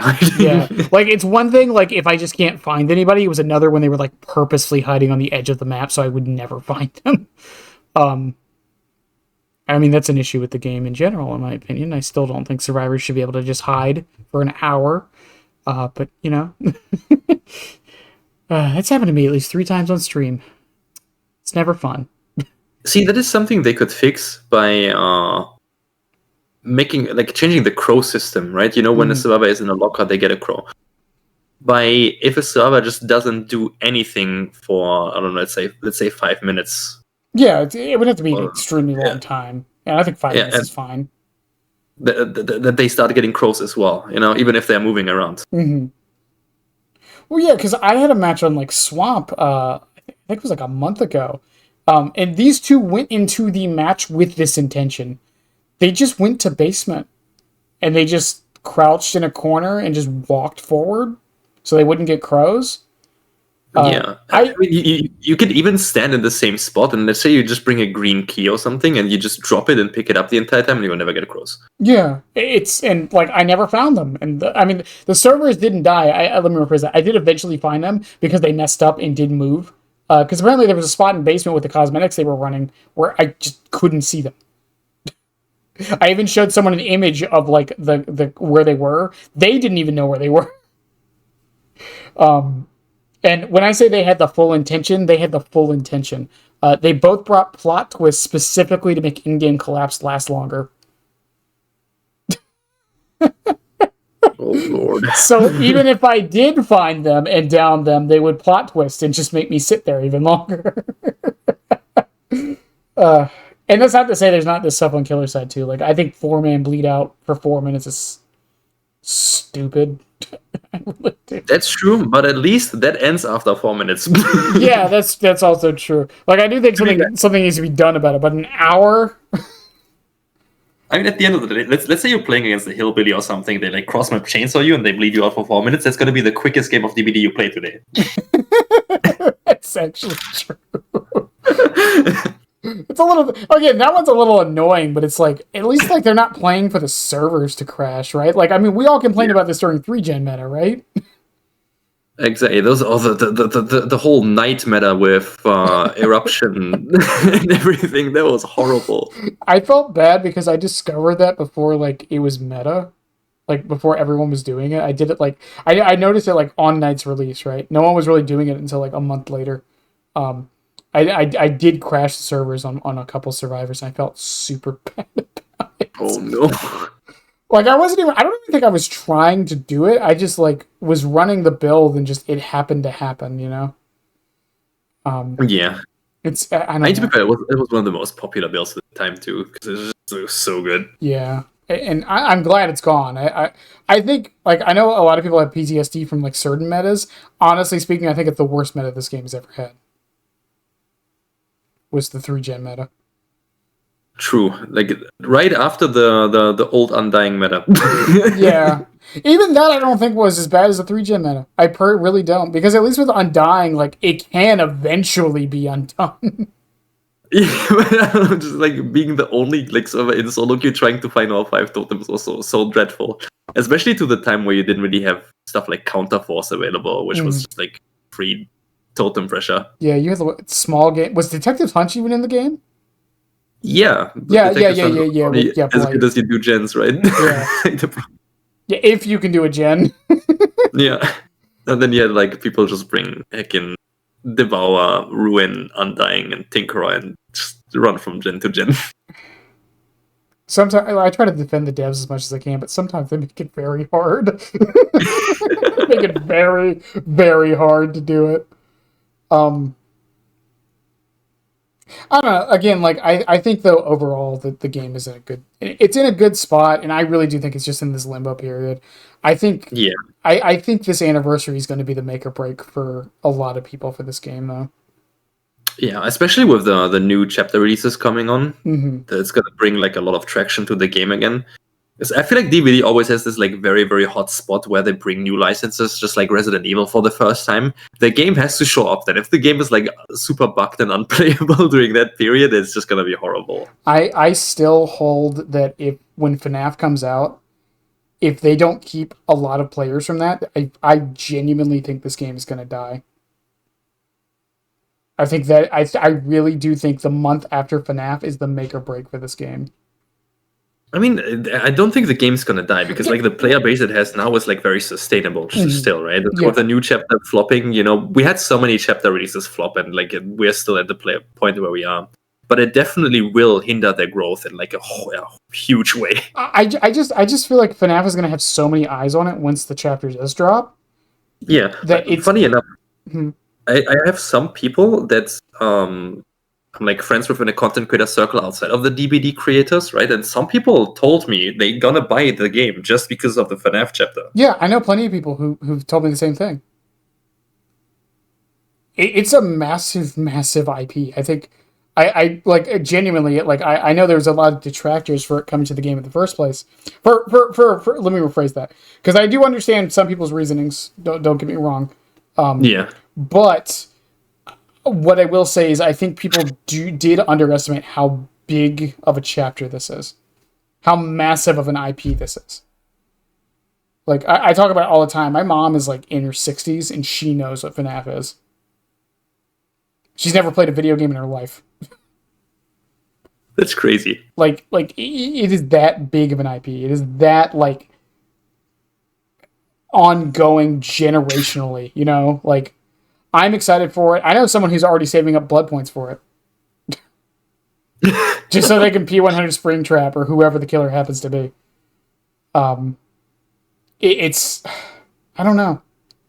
Like I just really and when I say die, I don't mean like actually die. Like the game No, but I mean more so I think the game's probably going to go on life support a little bit, right? I think behavior's going to realize like there's nothing they can do to recover from that. I don't know. We'll see. We still don't even know when it's coming out because there's some people who don't think it's going to be during the anniversary. Some people think it's going to be the chapter after. I honestly think it will be probably around the release of their new game. Yeah, well, someone did the math. The new game releases the day before that PTB should release. Yeah. So what that would mean is the new game comes out, then the PTB would happen the next day, 3 weeks of the PTB, and then it comes to live. So that gives people 3 weeks to play the new game, and then it comes to live. Yeah, that's probably what's going to happen because there's going to be a good promotion for like both games. Yeah, for sure. DBD and the NoFNAF game. That's going to be. Yeah, I'm excited. I still have no idea what the power is going to be or anything like that. The funny thing is, I'm friends with a lot of leakers, and none of them know anything either. At least most of the ones I talk to don't. And I've known most of what's been coming to the game for the past year, like 6 months beforehand. Yeah, that's gonna be nice though. It's gonna be pretty nice. Yeah, like especially for all the FNAF fans that come in new, like not having that taken away, mm-hmm. and being able to focus on like the new FNAF game and then like get excited with the DVD release. It's gonna be cool. Yeah, I'm excited. I really am, and I'm glad we're. Not to say that the more recent like licensed chapters haven't been good, but I mean Chucky and Xenomorph were not like these massive ones that brought a lot of people in, you know. Chucky on release, like power-wise, had its problems. Let's say that. Oh yeah, for sure. Don't think I don't know. I think Chucky like itself had like an existential crisis during this game so far. Like released as a garbage tier killer, then became nearly an S tier contender, and now finally is in like a balanced kind of frame. Yeah, he's a completely different killer from what he released. It's exactly. It's insane. As someone who's had to deal with it for the past year. Fun fact, I know some people who watch the channel know this. I've been working on a Chucky guide for about a year. I gave up. Because it gets changed every 3 months. So I just gave up. Until he's not touched in a patch for 3 months, I am not even starting it. Like, there's no point. Because... Again, fun fact, he's been in all but 3 patches over the past year.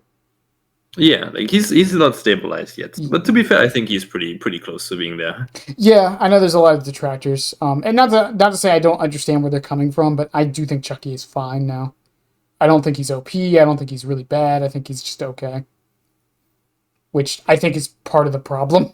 Because he went from like really good to just okay. It's like giving someone screwdrivers and then making them go back to normal orange shoes, you know? Yeah.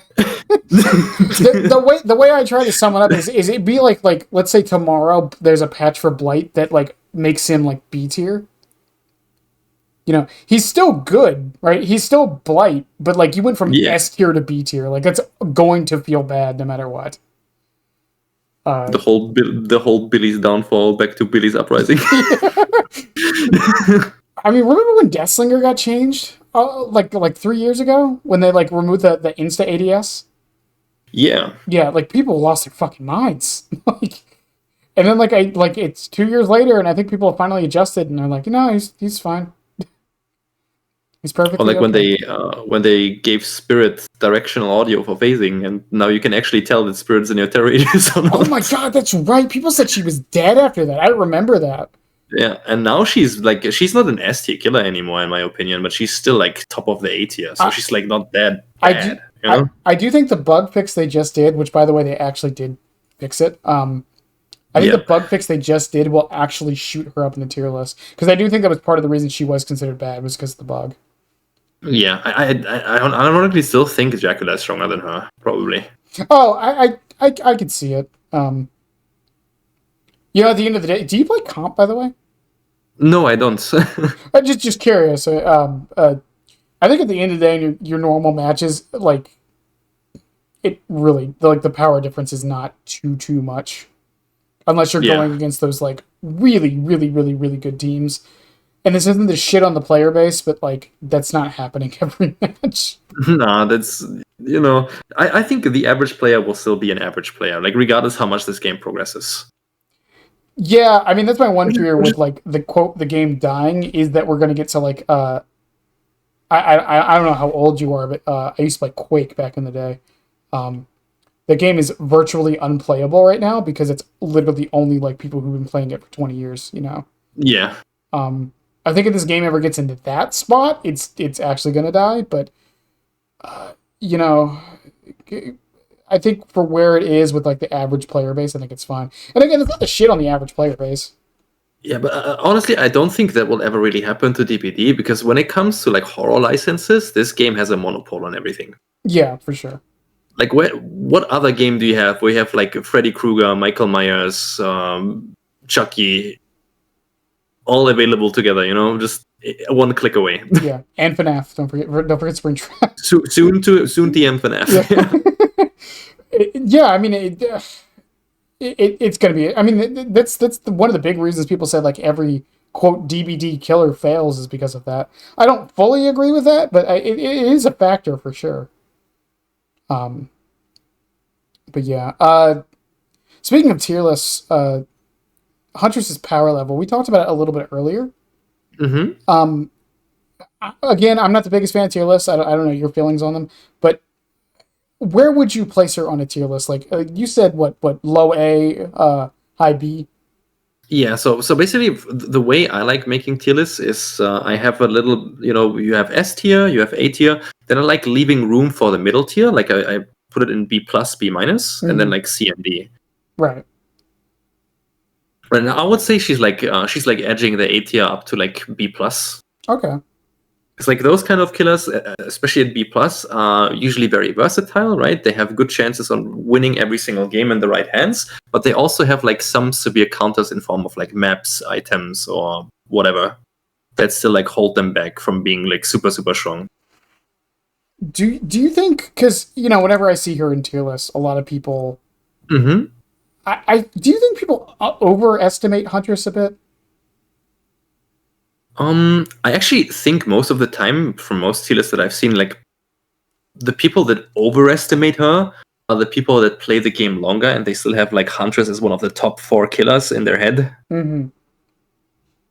And oftentimes these days, I actually feel people underestimate her a lot. Like I've seen actually some people say she's like a C tier killer or something at this point. Yeah, I think I've been seeing that more often. I feel like she has the same problem Deathslinger does, where it's hard to like disassociate her from her players, if that makes any sense. Yeah.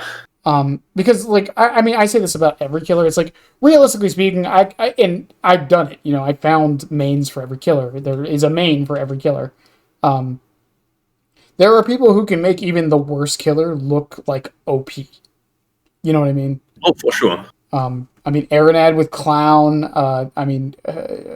Rev for Trickster. Like there's these players that can make a killer look better than they are, and I think Huntress in particular, because she has so many creators that do main the character, that it doesn't help as far as like on both sides over and underestimating her.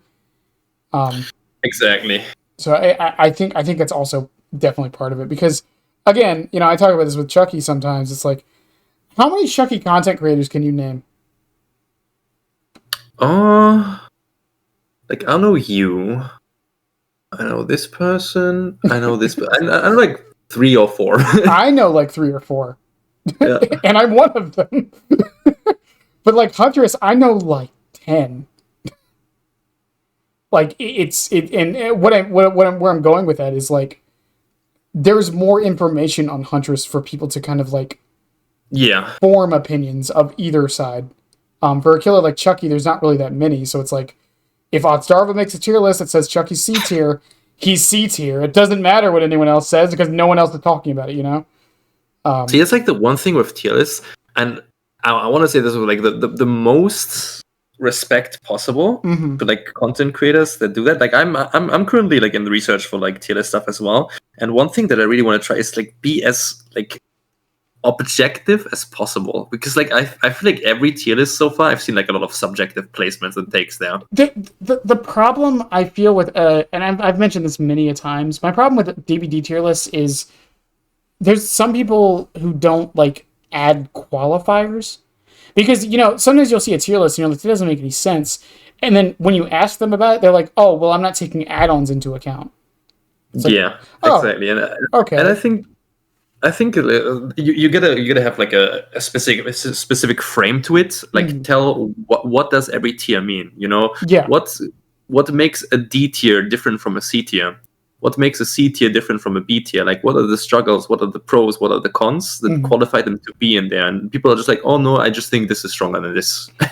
Well, yeah, because like I'll do my I do add-on tier lists for Chucky all the time, and my tiers aren't S through F. It's always good, never good, needs a build, or situationally good. Right. That's how I do my tier list, because I it's very, very difficult to like objectively like be like this one is always better than this one, you know? And the thing with tier lists is they're supposed to be about consistency, and I think in this game that is very inconsistent, it is very hard to do that. Yeah. I think Billy is a good example, right? Like there's a lot of people who put Billy in S tier. All right, go play Billy on Larry's. Tell me if he's S tier still. You know? Like I don't know. There's a lot of factors into it. And again, like some people don't count perks, some people don't count add-ons. And then if you do count add-ons, are we only counting the best stuff? Are we assuming people are like using all of them? Do some outweigh others? Exactly. And I feel like you always have to like whenever it comes to like tier lists that are something static, you have to go from like the best possible like that character can perform, right? Mm-hmm. Well, and see that even has its own problems, because no one's playing like that. Well, not no one, but like most people aren't playing the best or against the best. Exactly. So then that tier list, while it makes more sense, it doesn't really have too many like actual use cases, you know? Exactly. That's why tier lists, I think, not only for DBD but like for any game, right? I think when you have like an MMO or FPS where you have like those best guns or like best classes, that's only something to like orient yourself on when it comes to like meta gameplay, right? Right. But it's never something to be like taken 100% for granted, because no one will ever play a nurse to like 100% of her strength. Like even the best nurse players, they make mistakes. Well, even with Huntress, I've always asked this question before. Is when we're looking at Huntress, are like on a tier list, are we assuming she hits every hatchet? No, like look at FPS games. I don't know. We'll say Marvel Rivals at the moment, right? Even the best players and the highest healers, they never have 100% accuracy, right? It's like 60 to 70%. Yeah. Right. Yeah, that's like impossible. It's impossible. Like even pro players, there are pro players with like an accuracy of like 48-50%, right? So they only hit every second shot. Yeah, but my point with that is like when you're like putting Huntress into a tier list, like are we again what accuracy are we assuming? I think you got to go from like a higher accuracy, though, right? Yeah, for sure. I agree, but like you know, you mentioned earlier, like we need to go off the potential, right? Exactly. And for example, her potential is huge, right? Her potential is huge. Is that manageable for most people? Probably not. Right. Because like the people that pull off those, I don't know, let's say 4-man slugs and 5 gens standing in the same spot, that's people with 10,000s of hours, right? Right. That's the mechanical skill from the character coming with to like just like game sense as killer in general, like knowing how survivors behave and so on, knowing every single item perk and being able to use it to like the best extent. Mm-hmm. That's just not reasonable for the typical viewer of those kind of list content. Yeah, which is ironic. The more you think about it, it's yeah, I mean, that's why it is. It is something to show the people where they can be if they want to like put time into something. Yeah, for sure. And I think. That's why, go ahead. That's why I think like those kind of tier lists, they are good for content reasons and for people to like maybe if they are in between different characters for like an opinion. Mm-hmm. But I would never like take them for granted as they are. I think the tier lists are honestly more interesting just to hear people's reasonings. Yeah, that's mostly why I like if I do watch tier list content. That's usually why I do it. It's just to hear the reasoning, not necessarily where they are on the tier list. Because that's the other thing with like tier list content and stuff. It's just a good excuse to just talk about everything, right? Exactly. It's I mean, to be fair, if there's one thing that DBD creators and DBD players can do the best is yapping. Yes, for sure. Welcome to the podcast. We've been yapping for 2 hours, by the way. Yeah. And I think it's funny because a friend of mine, Ghost Anonymous, the other Chucky main you probably know. Yeah, I love Ghost. They are working on at least they were. I don't know how it's going now. They were working on basically bringing on like 3 or 4 mains of like every killer to talk about them and like kind of do like a questionnaire on like, is this killer good at slugging on a scale of 1 to 10? Is this killer good at macro on a scale of 1 to 10? Right. And the idea was by the end of it, they were going to make an actual objective tier list.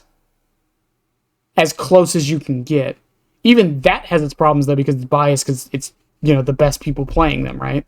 Yeah. But I feel like something like that, like I don't even know the name of it. Those like like those graphs you see that are like it's like an octagon shape and it like points like it's like strength, dexterity, and intelligence, and it's like it points towards. You mean like in Pokemon games for the like IVs? Yeah. For their IV. Oh my god, you're the only person to ever say that. Holy shit. Someone who knows IVs. Yeah, exactly like that. Or EVs, not IVs necessarily, but regardless, yeah, same thing. I feel like that's realistically the only way to go about it for this game, in like an objective way.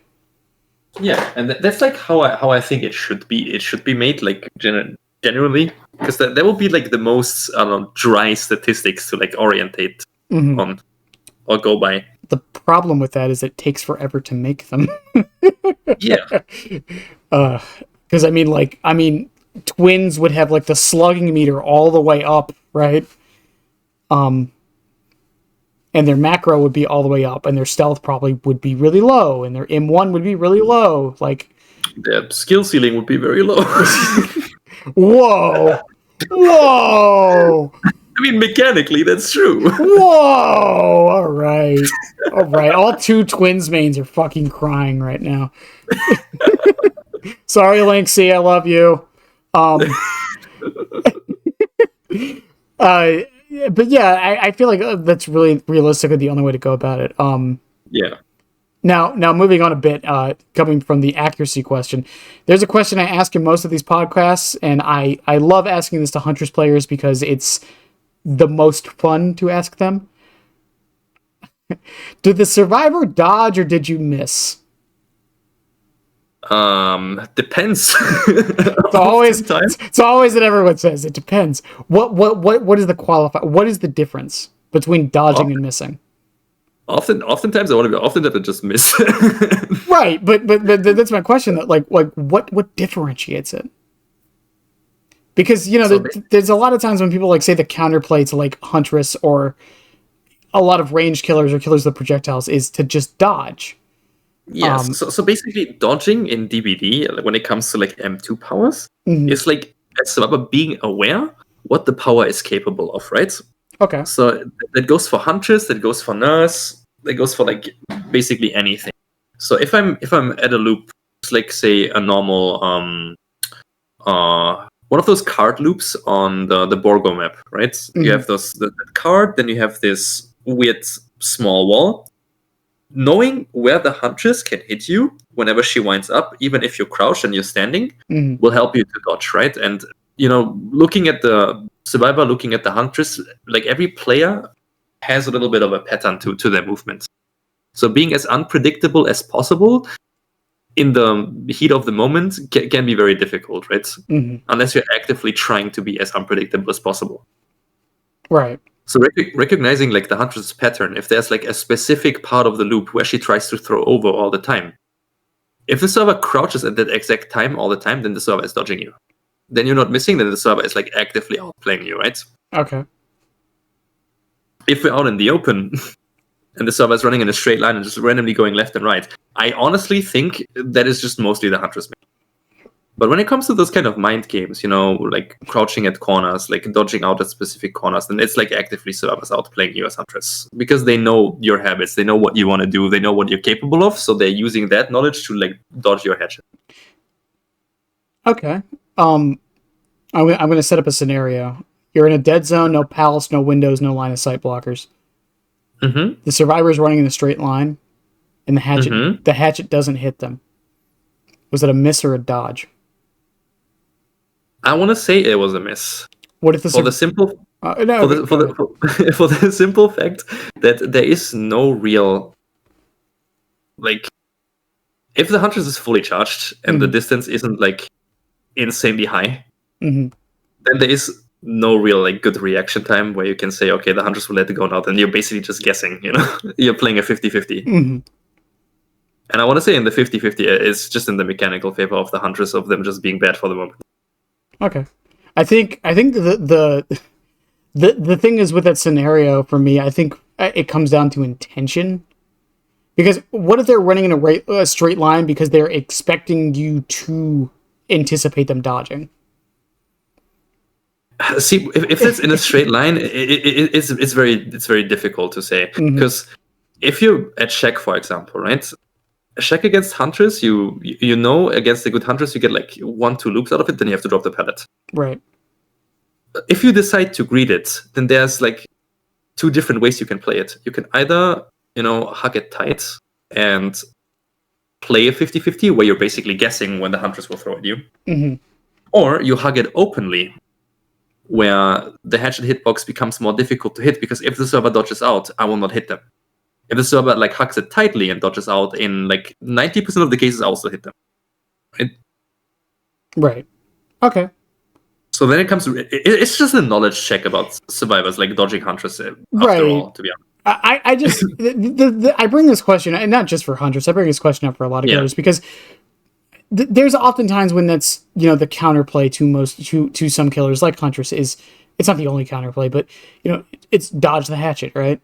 And it's like, where is that line between dodging it and them just missing? Because there's some killers, like, depending on who you ask, but like old Chucky, where it's like, well, your counterplay is to hope he misses. Yeah. Right? And then the question becomes, well, is the killer only balanced because some people are bad at them? Are they balanced because people can predict them? And like the line like moves a lot. I just think it's an interesting talking point. That's all. Yeah. No, like but for most killers, I'm like of the opinion that skill, when it comes to dodging and stuff, it's just a pure knowledge check. And like seeing a behavioral pattern of the person you're playing.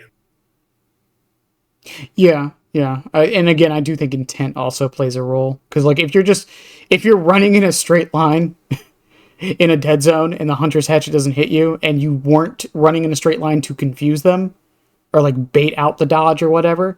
But that is like something as a player, like from the other side, that I can't really figure out myself, right? It's like something only the survivor knows. Exactly, and that's part of the problem with it. I just think it's an interesting question, because most people do give decent answers to it. There's just I've had some people like get really stumped on that question, because I feel like there's no like technical right answer to that, right? No, it's pretty much a philosophical question of how you perceive the game. Right, because I mean it can be both too, right? Yeah. there'll probably be like diehard killer mains or diehard survivor mains that just never want to give any credit to the other side. Yeah. Do you know how many people I get? It's not a lot anymore, but there was a period where, because I compliment survivors when they like do something impressive, or not even necessarily impressive, but just when they do something right. It's like, oh, good pallet stun. Oh, that was perfectly timed. Or stuff like that. I used to get so many people who would get mad at me for doing that. Yes. Why are you complimenting them? Because they did a good thing. What do you mean? Like most of the time, I play this game like very, very like in a more sweaty way, and I'm taking killer chases and gameplay like very, very surgical, where I'm trying to like put it down and it's in all of its pieces, and I can just like compliment people that play like in a good 4-stack and they have sweaty comms and play everything very well. Like I have nothing but like respect for them. And people are just like, dude, they are gen rushing you. What the fuck? Who cares? Who cares? Like, when I tunnel them right now, I'm losing more pressure. I want to win. I don't want to break them. I just want to win my game. Well, I think it's also like it gets to a point to where I need to make this video on this where it's like I've had a few matches, especially on New Chucky, where it's like I literally won the match just because of decisions I made, not because of like the mechanical use of my power or anything, Yeah, just like being aware about how the whole like gameplay loop is playing out at the moment, and you just know, okay, I have to go over there right now, otherwise I'm gonna lose. It's just like impressive that people can do that, right? And but the thing is, with a lot of it, it's like, and again, I only have like 3,000 to 4,000 hours in this game, so I don't even have. Okay, let me rephrase this. I don't have what some would consider a lot, even though I only have like a year worth of playtime in this game. I'm basically new. Damn, I can't believe it. Only in Dead by Daylight. Only in Dead by Daylight. But my point is like a lot of this stuff like I'll do like subconsciously. Like I'm not even thinking about like I'm not even like trying to be sweaty. I'm just playing in a way that I know is how you play. Yeah, I mean, like, inevitably, this will be a scenario you've been in like hundreds of times. It's like riding a bike. Even though you're not actively thinking of riding a bike, you're doing the right thing. Yeah, and they can come across as like sweaty or try-hardy or whatever to the other side, I guess. Even though I fully disagree with that. It's like, just because someone's good at... Like, I always ask this question for like when people bring up like, people shouldn't sweat or try hard. Okay, so you just want them to play worse on purpose. Like sweating and tryharding in like this game is so difficult to like say from just like seeing the other side play in general. Because that's why also like I'm a firm believer that stuff like a casual queue and a ranked queue will not make any difference. I don't think it'll make a difference. I would still like it. I actually have an idea on how a ranked mode could work, but I mean, grinding for elo and stuff in games is always fun, but I don't think it would fix the problem that the average player base has with the game itself, and that's like no. getting dominated by someone just better than them. I mean, do you play Marvel Rivals? I actually uninstalled the game because I had no one playing the game solo queue. Fair enough. But like I play it off and on now. I was hyper fixated on it for like two months, but The thing with that game, I noticed, I played ranked and casual or quick play or whatever it's called, and I honestly think quick play is more sweaty than ranked was.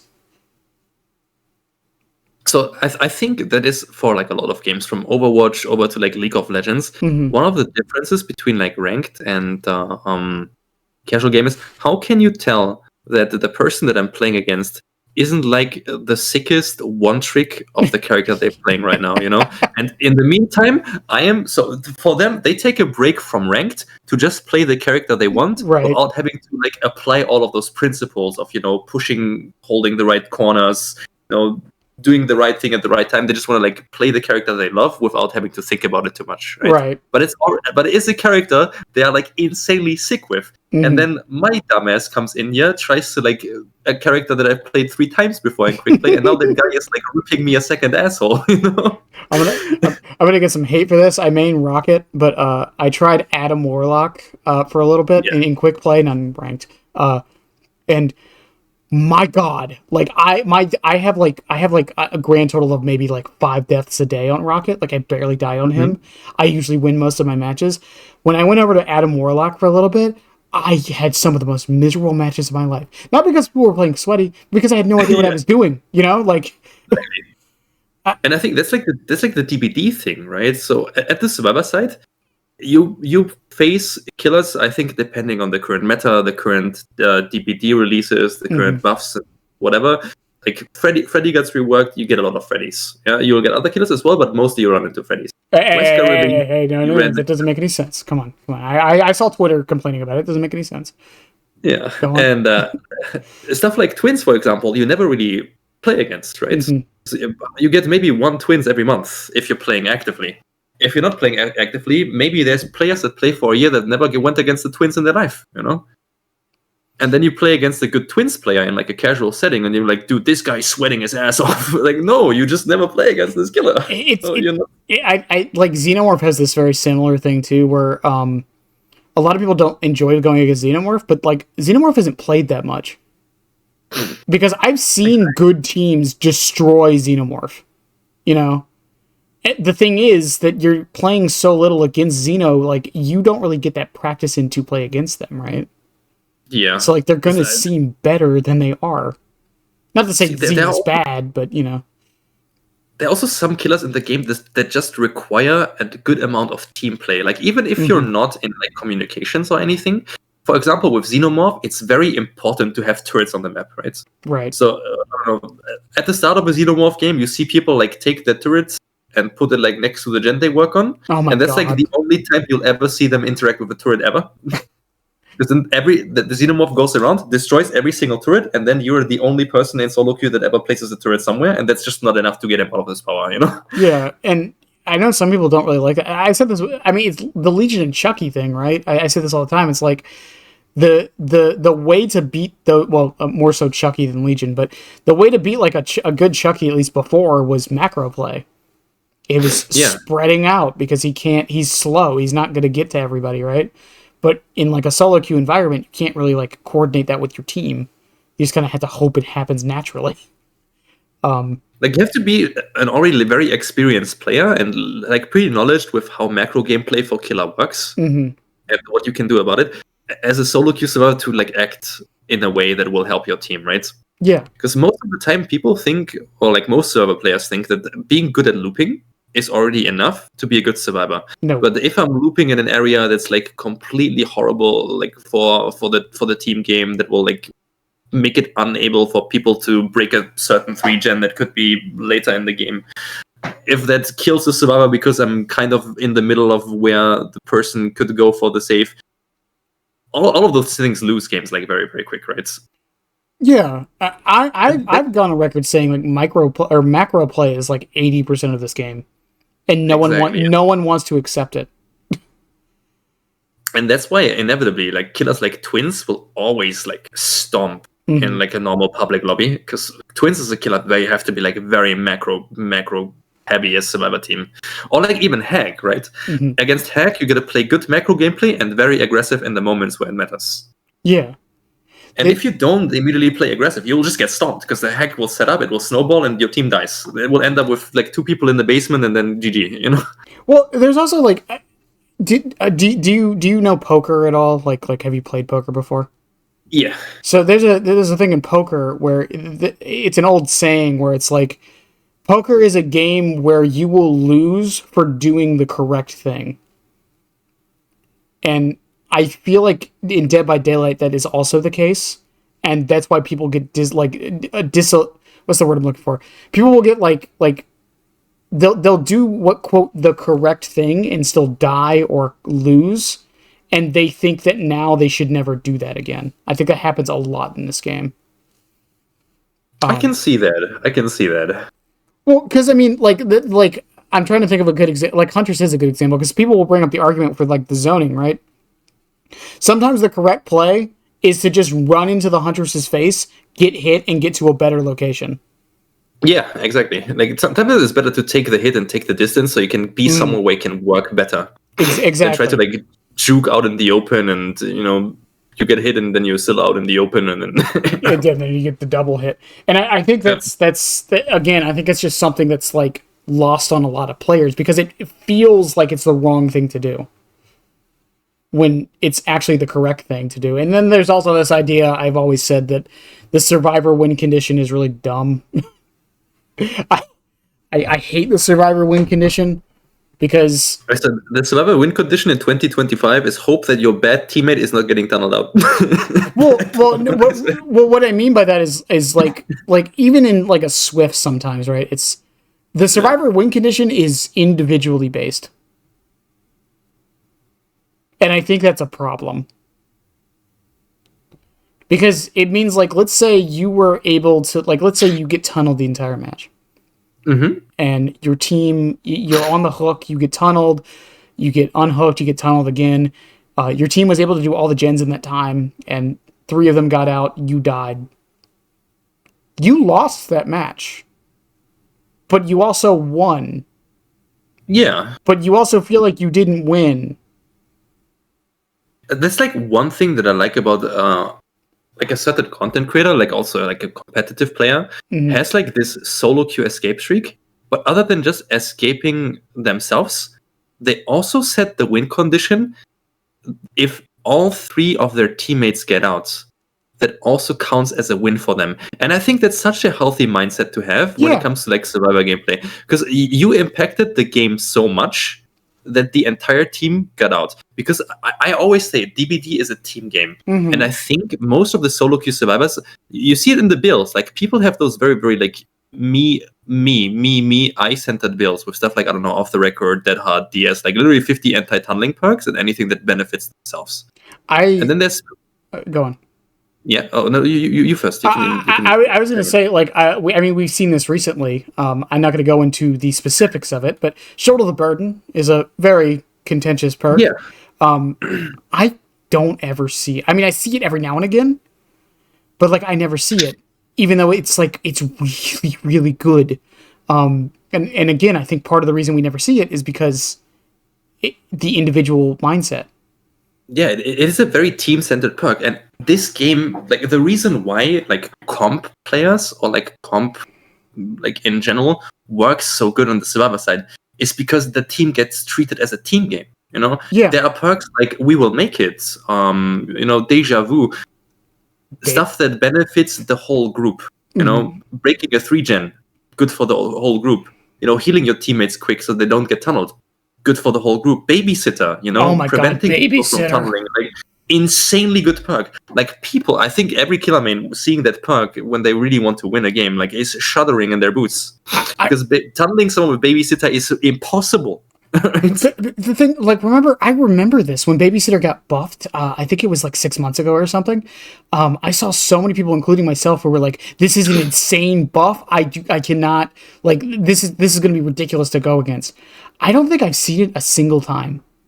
Like, the only time I see Babysitter is if I'm playing against Sweaty 4-stacks, right? Like, because people that treat this game as a team game using perks that make the team and not yourself stronger, it makes the killer gameplay so much more difficult. And I get it. I understand, like, most people play this game in solo, and that's part of the reason why. But it's like, if you start treating it even in solo as more of a team game, I promise you the game will feel less miserable. Because the thing is, right, behaviors said it before, like the goal is 60% kill rate, right? Statistically speaking, 2 of you are probably going to die, right? Give or take it. There's things like if a killer gets a 1k and a 4k, technically it's a 60%. My point is, at the very least, one of you is going to die. At the very least, it's almost like impossible for a killer to. Not impossible, but it's very unlikely for a killer to not at least get 1 kill unless you absolutely stomp them, right?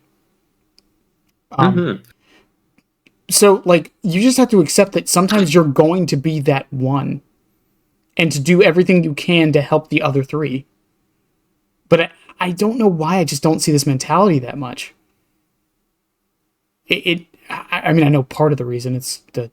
Yeah. As much as I don't like bringing it up, it's the MMR because it rewards you for escaping, not for playing as a team. So, I think like part of it, it's just like for most people in like solo queue scenarios in like any game, Especially when you have this like, okay, statistic wise, 2 people are gonna die this game, yeah, and most people's much is just yeah, okay, but that won't be me. That won't be me. That's true. I'm better, lol. It's just like this whole like online ego thing. Yeah, it's main character syndrome. It's like exactly. This is my story, not their story. I've talked about it before in the past. Do you know Deep Rock Galactic? I know of the game. So as far as my Deep Rock Galactic knowledge goes. So Deep Rock Galactic, it's a co-op game, right? It's a PvE game. It's like Left 4 Dead. There is a mechanic in the game where so you get materials during the missions, and you have to escape, and you get your materials when you escape. The way the game works, though, to incentivize you to like make sure everyone gets like to the end, is that you get an increased amount of materials per person that makes it out. And I feel like Dead by Daylight could maybe adopt this a bit with blood points to a degree, where like maybe you get like 20% bonus blood points per person that escapes. Mm-hmm. Because that would also encourage you to like. I mean, I'm guilty of this. How many times have you been playing solo queue, and someone's on the hook in the end game, and you're just like, nope, and you just leave? Yeah. Like I feel like this would also encourage people to like kind of want to play as a team more. This is the thing. You just had to incentivize people to do the team play more a bit, I feel. I think that's more of the problem than like a lot of the other issues people say with solo queue. Yeah, no, that's like the thing. Like incentivizing team play would be very, very good to not only like make the game more fun, but also make the game more effective for solo queue survivors. Mm-hmm. And I don't think anything like, I don't know, voice chat or ping system would improve that for the average survivor either. Because at the end of the day, like let's say let's go back to Marvel Rivals, right? Most people in the community and like that play ranked are in those like metal ranks, bronze, silver, gold, right? And they all have those tools available to them. They have voice chat, they have a ping system. They won't utilize it. You can give anyone as much as they want, and they won't utilize it. So give them at least something that gets them more into the way without them having to like really know about that being the way. There's a do you know Video Game Donkey? I do not know. So Video Game Donkey did a video on Overwatch 2 a while. Mm-hmm. Oh, this was years ago when the PvE was coming into the game. Anyways, yeah, my favorite part about the game, yeah. The whole reason there's a 2. Anyways, one of the things he mentioned during like the showcase, they were showing off the abilities and like the perk trees and stuff.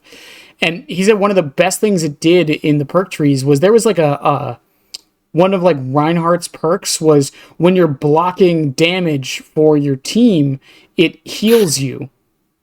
Mm-hmm. Right? So the way he described it is the best thing a team game can do is trick you into playing as a team.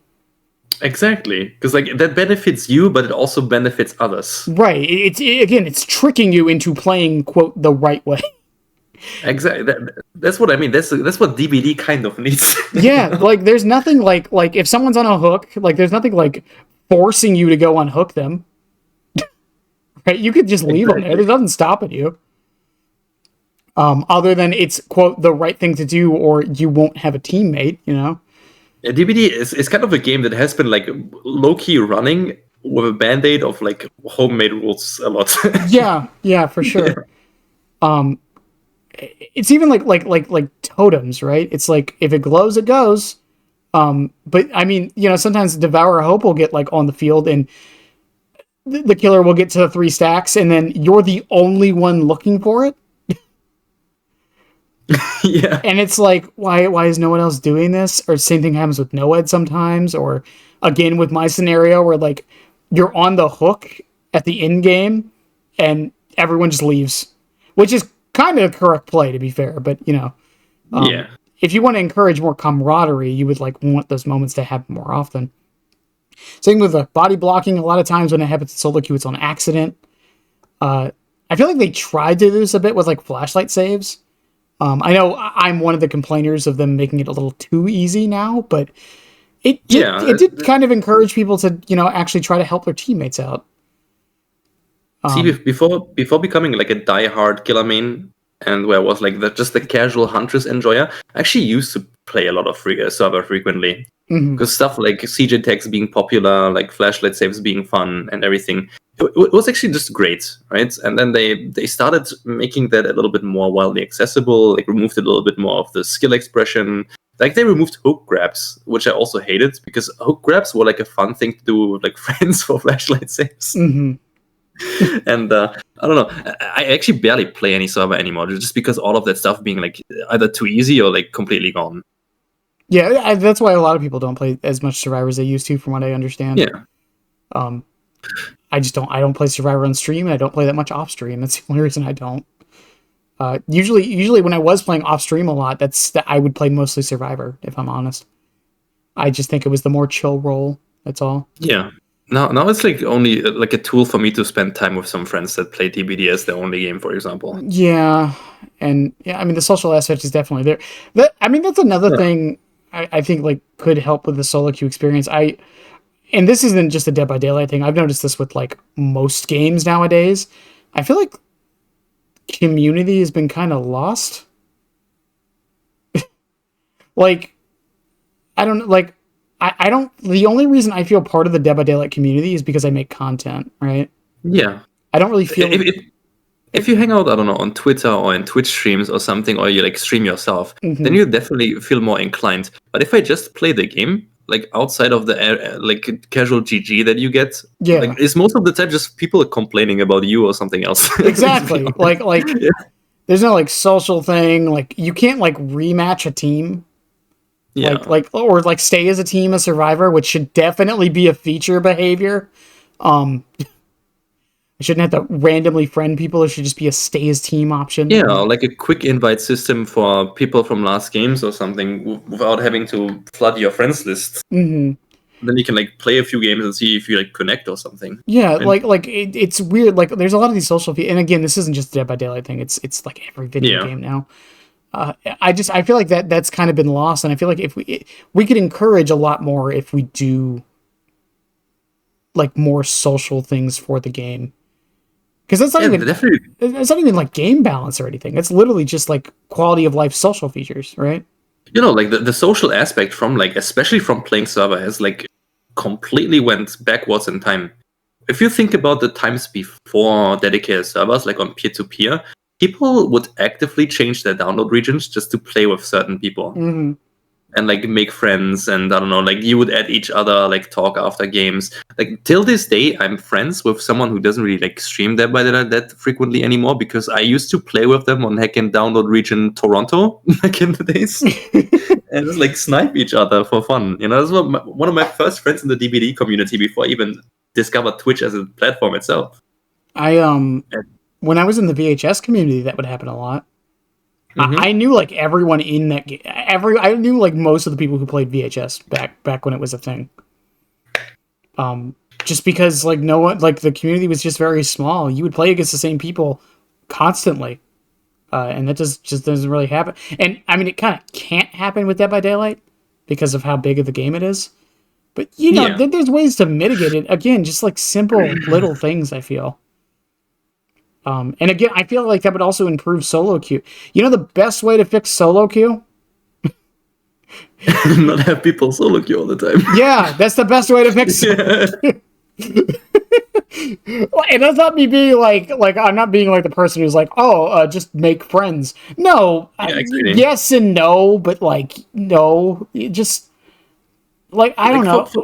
For like a lot of introvert people, it would be easier to press a button that says, "Hey, stay as a team," right? Than to add them and ask them, "Hey, do you want to play with me?" Yeah, I mean, I have friends at Marvel Rivals I've never I said a word to. Yeah, because I just friend them after the game. You can't really do that in Dead by Daylight. I don't know. It's an interesting thing, and I really do hope they have plans to, quote, fix solo queue, but I hope it's not just game balance stuff. I really do hope they understand that's not the only aspect to it. Yeah, for sure. Moving on back to Huntress a bit. Welcome to the podcast, by the way. Moving back to Huntress a bit. Do you have any tips? I know Huntress has been out for years, and everyone has their own little things, but do you have any tips for newer Huntress players? Honestly, I think Huntress is one of those killers that you gotta start like you need to have a lot of discipline. Like if you want to be at the point where you are, where you like where all the content creators are, or like the very very good Huntress players that you see out there that don't even stream or something, you really need to like stick to it, because Huntress is a very frustrating character to learn, right? As frustrating as Huntress is to play against, that frustrating she also can be to like get into, right? Mm-hmm. And one of the most important things, like with Huntress or with any killer to that time, is set yourself small goals, right? There are a lot of things with Huntress that you need to keep in mind, like her movement speeds, wind-up timings, charge timing. You need to figure out where hatchet lands when you let go.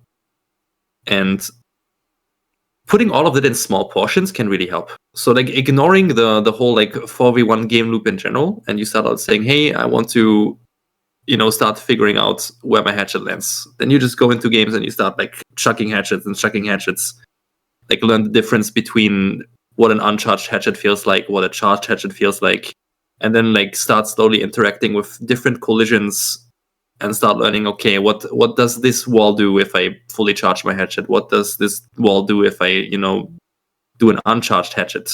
Mm-hmm. How do I have to look? How do I have to move? And then slowly put all the puzzle pieces together. So if you're trying to do a lot of things at the same time, let's say you see orbitals and then you go into games and just like want to do orbitals, that's fine, right? Mm-hmm. But but you also have to be aware that those things take time, right? Mm-hmm. So now you do orbitals, let's say you watched the tutorial, you did the whole like FOV thing, those hits, and then everything else is absolutely heckin' impossible to you. That shouldn't demotivate you. Then, take your next goal. Let's say, okay, I want to learn proper wind-up timings, because like playing a 110 killer and the 115 killer is completely different, right?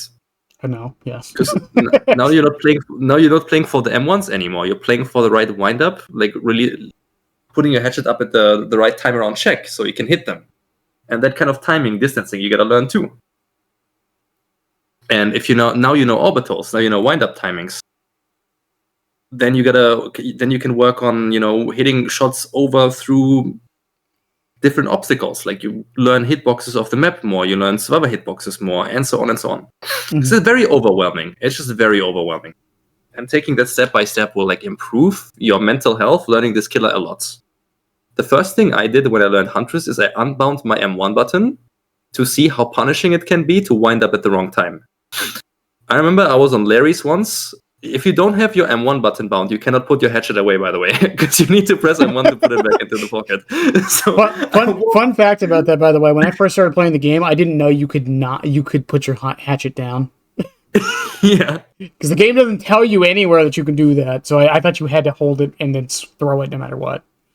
See, and I basically forced myself to play like that just to learn the wind-up timings better. Mm-hmm. So every single time, and I know I had a Larry's game, and I wound up a hatchet at like a horrible point, and I was literally running around with that hatchet held for 2 minutes. It's like, no, I'm not throwing this. I want to convert this.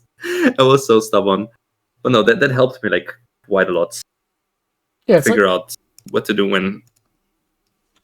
I think the thing with this too is like, one, you need to learn, like, again, do it in chunks one at a time, but the big thing with a lot of this, I feel, is also just the win. It's like, it depends on obviously your goal, but like the orbitals, right? They're cool, they're fun.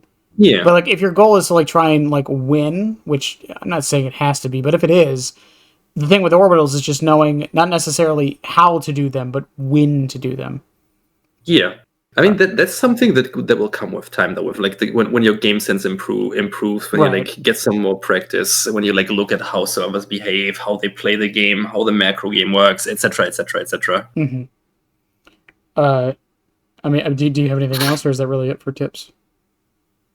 No, that's like literally it. Because like how with anything in life, Huntress is a lot of work, and you have to fall on your face to become great. Mm-hmm. When you start getting into like working out in the gym, it's like the same, right? You have to feel miserable to feel good. It's that coming to God moment is what they call it. Yeah. Uh, And that's basically what Huntress and like any mechanical killer in this game is a lot about. Just like feeling miserable and then becoming better and better. Just don't get discouraged. yeah, yeah. I mean, as a Chucky player, you probably feel it yourself, right? Like especially after the recent changes. After the recent changes, the first week was miserable. Oh my god. Yeah. God, same. I loved S tier Chucky so much. Like that guy was my guilty pleasure.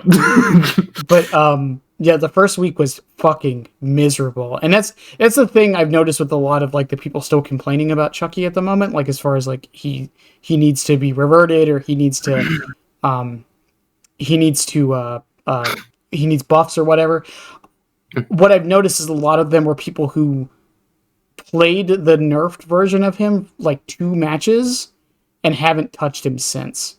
Yeah. See, and that is something that I have been doing, like with Chucky especially, and that helps me like with any killer that I'm learning, is I'm verbalizing my mistake I make during the chase. So, for example, like right after the Chucky changes, Chucky was like fast. He had basically no cooldown. So you could basically pop your power anywhere when you're close to survivor and still get a hit if you did it mechanically well. Right. So, and I noticed myself doing that. Yeah, I popped my power like mindlessly, and then suddenly I dash and I hit like 2 meters behind the server, and I said, "Okay, I used my power too early. I wasn't thinking, and I used the wrong timing. That is something I could have hit. I could have downed the server there, check. I should have just used my power like 5 meters later." Yeah. It's a time like I used to know the exact timings on Shaq. It was like can't give you exact numbers, but it was like I wait 1.25 seconds before activating my slicing dice, and then I activate slicing dice and hit them at the 90-degree angle before they hit the door. Like I used to know that shit in my head.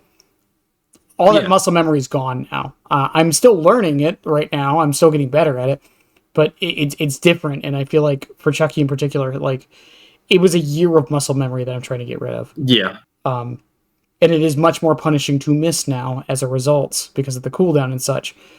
And like I've been trying to encourage people to just give it a try, and I think the biggest thing, like when I'm like watching people, is they're still like you said, they're still going for the same stuff they used to. Exactly. And you just it's like I had the same issue with Huntress too. You know, when they added the base wind-up speed from like Babushka. What I did then is instead of complaining the entire time, I set myself down and I was grinding the heck out of Huntress, like till my muscle memory like came back bit by bit by bit by bit by bit. Because if you really love something, you gotta work for it, right? Right. And I guess you as a Chucky player can like get behind it. Yeah, Chucky's my ride or die. They could remove his power and I'll still play him. Exactly. And then you're like you even though you're gonna complain, you know, every other hour of the first days, it's gonna be worth it. Point, right? It's like, yeah, this is shit. Why did they nerf this? And then you like get better, and it's like, oh, you know, it still works. Yeah, again, like I've made the point, especially with I don't really want to make this about Chucky, but like I mean, a lot of people are complaining about his current state, but like if me and like the 4 other Chucky main content creators are making him work, I mean, I hate to say this, I think it's kind of a skill issue.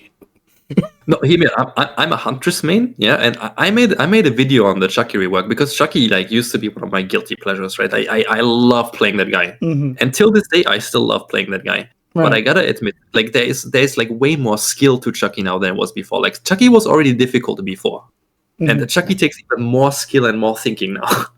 And I think that's like the one thing that the DBD community hates. If you take something that feels like so good, and then suddenly you add more skill to it. You know? I've gone on record. I do think his cooldown could maybe go a little bit lower. I do agree with that. My idea has always been just make it so the cooldown is based on how long he dashes for. So like if he does a full dash, it goes down by 2 seconds or something. It's kind of similar like to the Legion power bar, right? The more I use my power, the like more cooldown I'll have after. And I think that principle for like mechanically more challenging powers would also be pretty cool. Yeah.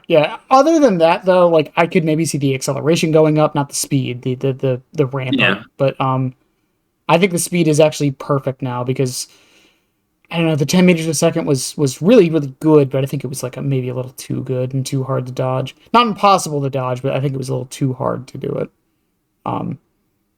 But again, I think this is just, it's going to take time. Same thing like you said with Huntress. It just takes time. Yeah. And, you're gonna fail, you're gonna lose a lot, but, you'll get there. Speaking of, and this is one that people often ask, including myself, do you have any tips for playing against Huntress? Playing against? Ooh.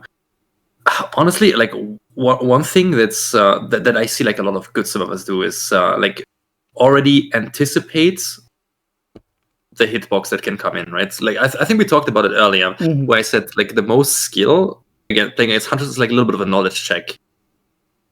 Yeah. So just because one Huntress player that I go against probably won't be able to, I don't know, throw around a certain like wall that I know people can like throw over, doesn't mean when I play server against any Huntress, I won't crouch there when we loop this. Just like for the simple fact that I know what they're capable of. And if you're really struggling going against Huntress, I would just consume content of people that play that killer.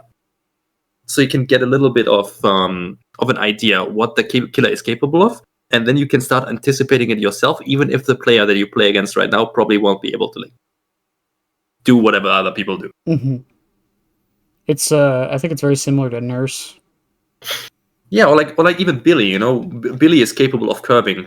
So when you're greeting something, you're already like, let's say the Billy is like right up your ass, and you're playing a pellet. Yeah, and you kind of like want to see if the Billy respects the pellet or not. Right? If I take this loop as a survivor, I already know this killer might as well curve around the corner, so I either have to like play a 50-50 where I dodge out or I don't dodge out, right? Right. And that's basically like the same principle goes for Huntress hatchets. Yeah, it's very individual based. It's very like changing of the, like with Nurse. I mean, there's the counterplay of running into her, and it's like, well, it's probably only going to work on the first one. After that, they're probably going to anticipate. So now you got to change your strategy. I feel like that also happens with Huntress, not just game to game, player to player, but also like loop to loop. Yeah, exactly. It just comes down to making experiences with different Huntresses, right? Because I know most people like give you the generalized tip, oh, just never drop a pellet. But at the end of the day, like a good Huntress player will just take the opportunity if you never drop the pellet to M1 you and save a hatchet, which is going to be just as bad for you in chase as if the Huntress hit you there. It's just it's case by case, and as with most things, it just takes time.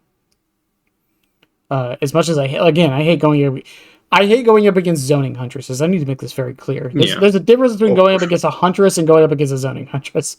And I think it's really what it comes down to. And, also it's... I mean, we didn't really go into it too much, but I think it's also like... Huntress is going to down you. Like, eventually. Just accept it. You're not running a Huntress for 5 gens. At least you shouldn't be, anyways. Yeah, I mean, you shouldn't be able to run any killer for 5 gens. Some you certainly can. As I tell it to some survivors. But yeah, my point with that is like, you're going to get hit at some point, and we also talked about it earlier, where like sometimes getting hit is the correct thing to do. Exactly, like. And even sometimes if the Huntress is like crazy in her own head because you've been doing something great already, then sometimes just not dodging can just be the best play you can do. Yeah, like, yeah. Which Huntress will, if she sees you being an animal already, who's gonna expect you run in a straight line where you shouldn't?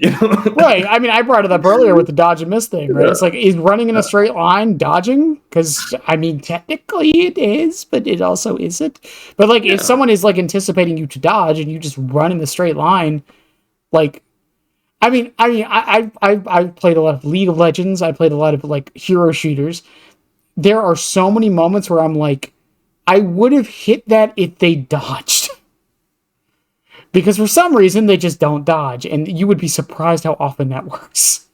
Yeah, it's same with like games like Apex, like those tactical shooters. Sometimes I won some ranked games by not third-partying someone and waiting for someone to third-party them so I could be the last party to enter, You did the infamous fourth party. Exactly.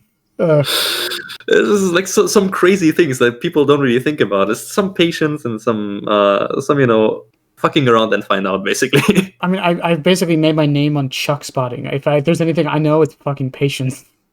Yeah. I will stand around a corner for like a minute. All right, I'm committed. Oftentimes, like, go ahead. People forget that behind that killer player is also a person. So if a Huntress like holds a hatchet, or if like a Chucky like Chuck spots something, we are also playing with our own time, right? Yeah. We also get nervous. We also get like, frick, dude, I gotta do something eventually now, because I gotta do 3 gens back there. Yeah, it's like if you're like zoning Huntress, and like you're zoning the survivor, and like you're like, okay, I'm gonna wait until they're in a good spot to hit. There's still that thought in the back of your brain, like, if I miss, I'm gonna look like a dumbass. Exactly. And if you miss, that also costs you a lot of time. You've just been holding that shit. Yeah. So yeah, the mental game is also very important on it. Exactly. Because I mean, listen, I'm not gonna encourage people to go out and tilt people, but it is a strategy. It is a strategy. I mean, when I play Survivor and I see the killer is like getting a little bit sidetracked, you know what I start doing? I start like nodding after every single pellet. I start waving them over, like, come here, just to see if they play worse.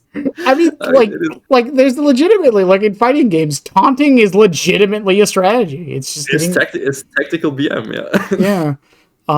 I don't think people do it that way in Dead by Daylight often enough, but that's a question of attention, which is something we'll never know. It's like I can, if someone like tries to teabag you and stuff on flashlight click to get you away from tunneling someone, that's actually like a pretty smart move. And people sometimes actually get tilted enough, and then they chase that guy that just teabag clicked at them somewhere over in an area where all the gens are done already, so the rest of the team can basically have a free game. Yeah, and I advocate for not doing it, but even I fucking fall victim to it sometimes. It happens. And like a Huntress player, like Huntress setting up shots and lining up and with wind-up timings, it takes a lot of like focus out of you, right? Yeah. So if you get that Huntress player tilted, they will be worse. Yeah. If you make a miss like 2 or 3 hatches in a row, I promise you, they are fuming. Are you a big lore head? Yes, but not a DVD. Okay, fair. So if I was to ask you the question, what are your thoughts on Huntress's lore? Do you have any thoughts to put onto that? Not really. I just think her character design is pretty interesting. Oh, yeah, like lore-wise. Fair enough. Yeah. The rabbit aesthetic is so good. It's so good. I mean, because like her lore is pretty simple, but it's also like pretty sad. I think that was back in the days where they kind of like cared a little bit about the lore a little bit more. I think that they still care. I think recently it's because we've been getting so many licenses. Yeah. That there hasn't been many chances for there to be good lore.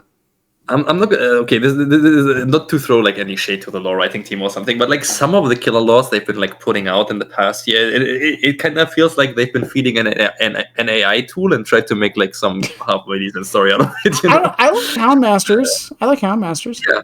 No, how much is like the first chapter? I think is actually going into like a better direction again, like completely concept-wise, design-wise, lore-wise, everything. Well, and then Unknown I think is good. I think Sables sucks, but like I think Unknowns is fine.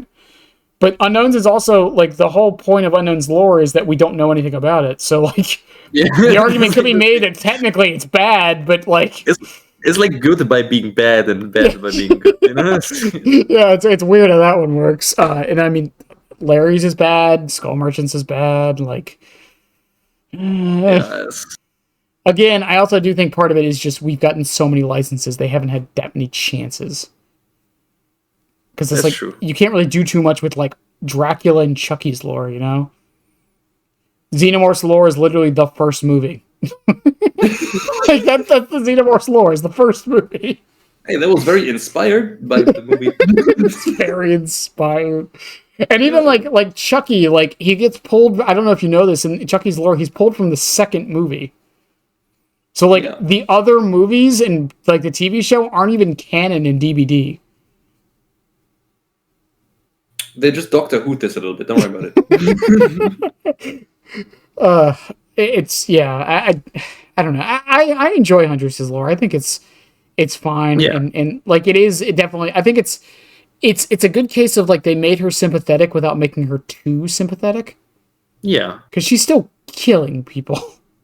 yeah. I mean, I think they did very good at giving her like a lot of relatable character traits Mm-hmm.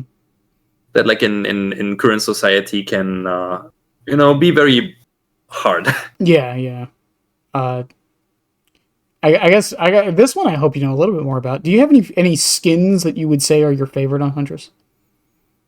Yeah, I have an outfit that I have not changed. So funny enough, I'm not really into running like a set build anymore. Ever since the game like started changing and became a little bit more balanced, Mm-hmm. so I'm just usually like playing with whatever I feel like. Mm-hmm. But the outfit that I'm using, I have been using ever since the shop came out. Like whenever they invented or like gave us the first cosmetic shop, I made that outfit. I saw myself in it, and I was like, "Yes, this is me." This is me. Yeah. So funny, like I get very sentimental talking about the Huntress outfit that I'm running. It's like very, very sweet. So just the first one she got. Oh no, it's so basically I'm running the X that you have from the first ever DBD event, where like a DBD event that gave like cosmetics for killers. Mm-hmm. The first Halloween event, the Blighted outfits, right? I'm running the Blighted X. The headpiece is from the barbecue invitational event, the Hound Mask, which was the like first non-set cosmetic stuff they ever released. Mm-hmm. And then I just used the recolor when the cosmetic shop came out for the green recolor, because green is my favorite color. And ever since, I've been like really partially to my outfit. And when it comes to like complete outfits, I don't really like or dislike one of it over the other. There's only like a few outfits that I hate, and I think a few outfits that are cute, and some outfits are out of place. But like specifically for outfits in general, I don't really feel very partially. Only about the outfit that I created myself. Fair enough. I mean, you mentioned hate. Is there any like you actually like hate? Yeah. would you like to name it? It's the horse mask outfit. That one is ugly as shit. Oh my god! Really? Yeah. I kind of like it. I don't know. I'm a weirdo. I like Legion's cheerleader knife, so I'm weird. No, that one's cute. No, there's a lot of people who hate it. They think it looks really ugly, and that's why I love it. Honestly. And one thing, like for personal reasons, I hate the moose mask because of the eyeball that's hanging out of it. That one is gross. Do you have any thoughts on the most recent outfit? The for lack of a better word, the BDSM one, the one that just came out with the tome? I honestly think that could have been such a beautiful cosmetic. I like that idea of the whole like Iron Maiden as a helmet. Mm-hmm. The one thing that really pisses me off is like her having those gigantic metal bars going through her throat. It's like if you try to run that outfit without the headpiece, it just looks like completely out of place. I really like that the chains change color. That's such a cool little touch. That's cool. Like overall, I don't hate the cosmetic, but I'm not really very much a fan of it. I think it's a pretty cool idea, though. It's well done. Yeah. Someone also told me that the lore on that outfit like implies that she doesn't like wearing it. Yeah. So, which I kind of. Listen, no shame to people who are into BDSM, but I, for what the outfit is going for, I kind of like. I think it is cool that they did that. I think they did that with a couple of them, but yeah. You were saying? It's like you would think that at least from a BDSM standpoint, the people that usually like wear those things, they like it, right? So yeah, for sure. Yeah. I think the implication with most of the outfits is the people are being forced to wear it.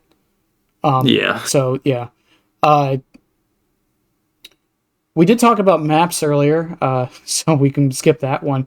The last thing I have on here is any stats you have. When you gave some of them, obviously, but is there any other stats you have that you want to talk about at all?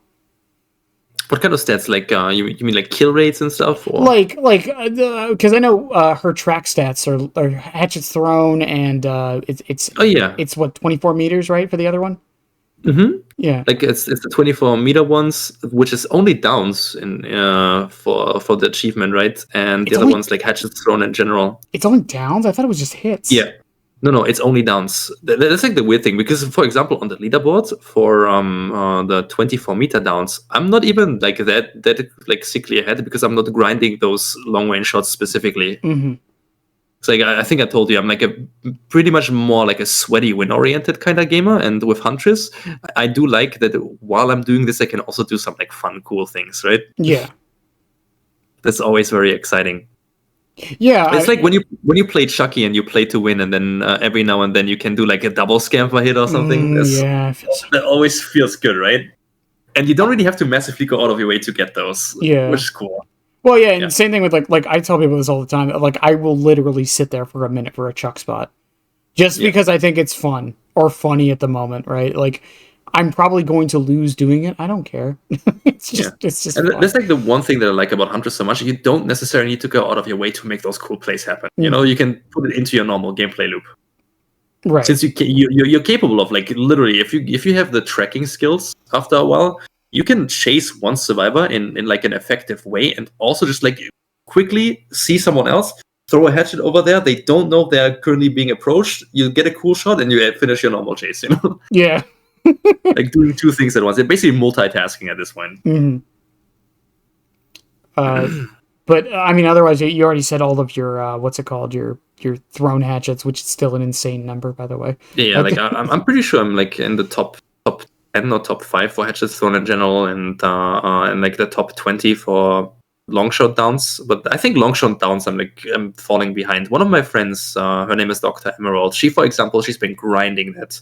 And she was like, I think it was a year ago, she said, can you like stop playing Huntress so much, because I wanna take your spot in the leaderboard. I was like, darling, you can. I'm not like farming those shots. I'm just playing normal games, and I get those shots like naturally. I'm telling Em, I have them in teams right now. No, and by this time I think she surpassed me as well, because at this point, you know, she's been playing with a lot of aura builds, like you said, and then grinding those long shot downs. I kind of... Huntress is a weird character with that, because I feel really bad for anyone who wants to try to grind the leaderboards, like, starting fresh. Yeah. It is... Huntress is one of those killers that only the nerds play. Yeah, like, it's, like, impossible. Like Horserer, do you know a Horserer Nemesis player? Yeah. Yeah, Horserer, Horserer got, like, on the top of leaderboards for Nemesis whips downs, and he didn't play Nemesis for, like, the first year he was out. You can't you can't do that on Huntress. It's like not possible. Like, I'm till this day, I'm like somewhere in the top 50 for pick players. Yeah. Well, you also have 16,000 hours. I would be surprised if you weren't at the top on a few killers. Yeah, I'm like, actually, when it comes to perfect killer games, I'm like rank 2 or 3, and like top 10 for sacrifices on survivors in general. That is insane. I've been like around. That is like top 10 for blood points worldwide. And so that is insane. But I mean, do you have anything else you want to add before we wrap this up? Not really. Like I can just like really play anyone by heart that's like feels like they get burned out, like to pick up a new killer, and if it be Huntress, then you can definitely have a lot of time with this. That's for sure. Fair enough. Yeah. I do want to thank you for coming on again. I know this was scheduling was a little weird, and then 2v8 happened, and then but regardless, you've given me the most valuable thing you have, which is your time, and I appreciate that. And you gave me a fun time. Yeah, I love yapping about this game. Is it Huntress? Is it anything else? Like, I think I could talk a waterfall about every single killer in this game at this point. I would hope so at this point. If you have 16,000 hours or something, I would hope you could talk about it. Yeah. I want to find someone with like 7,000 hours who like has no opinions on this game at all. Some people really, they have like 7,000 plus hours, and they don't have opinions on certain characters because they just never play them or never really go against them. Like Twins, for example, right? Yeah, fair enough. I bet I could find you at least a 5,000 hour player that never faced or played Twins. I think I can count on my hand, if I'm honest with it. Or Singularity or Xenomorph.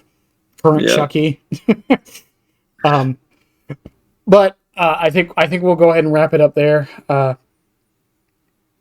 Again, though, I appreciate you. If you want to tell people where they can find you one last time before I close things you up. can find me You can find me on YouTube, on Twitch with the name 7cmprincess, with a W, not an R. And yeah, I make all various kinds of content, like not only Huntress, but everything DBD related. Barely any Survivor, but always, pretty sweaty. And all that'll be below, as stated before. I actually just realized I didn't have you say that at the beginning, so I will make an addendum. But for those watching on the YouTubes, I love you guys, as always. I know you guys enjoyed these a lot, the ones who do watch all of it, which is most people who watch these. But I'll see you all in the next one. Have a good one, and yeah, bye!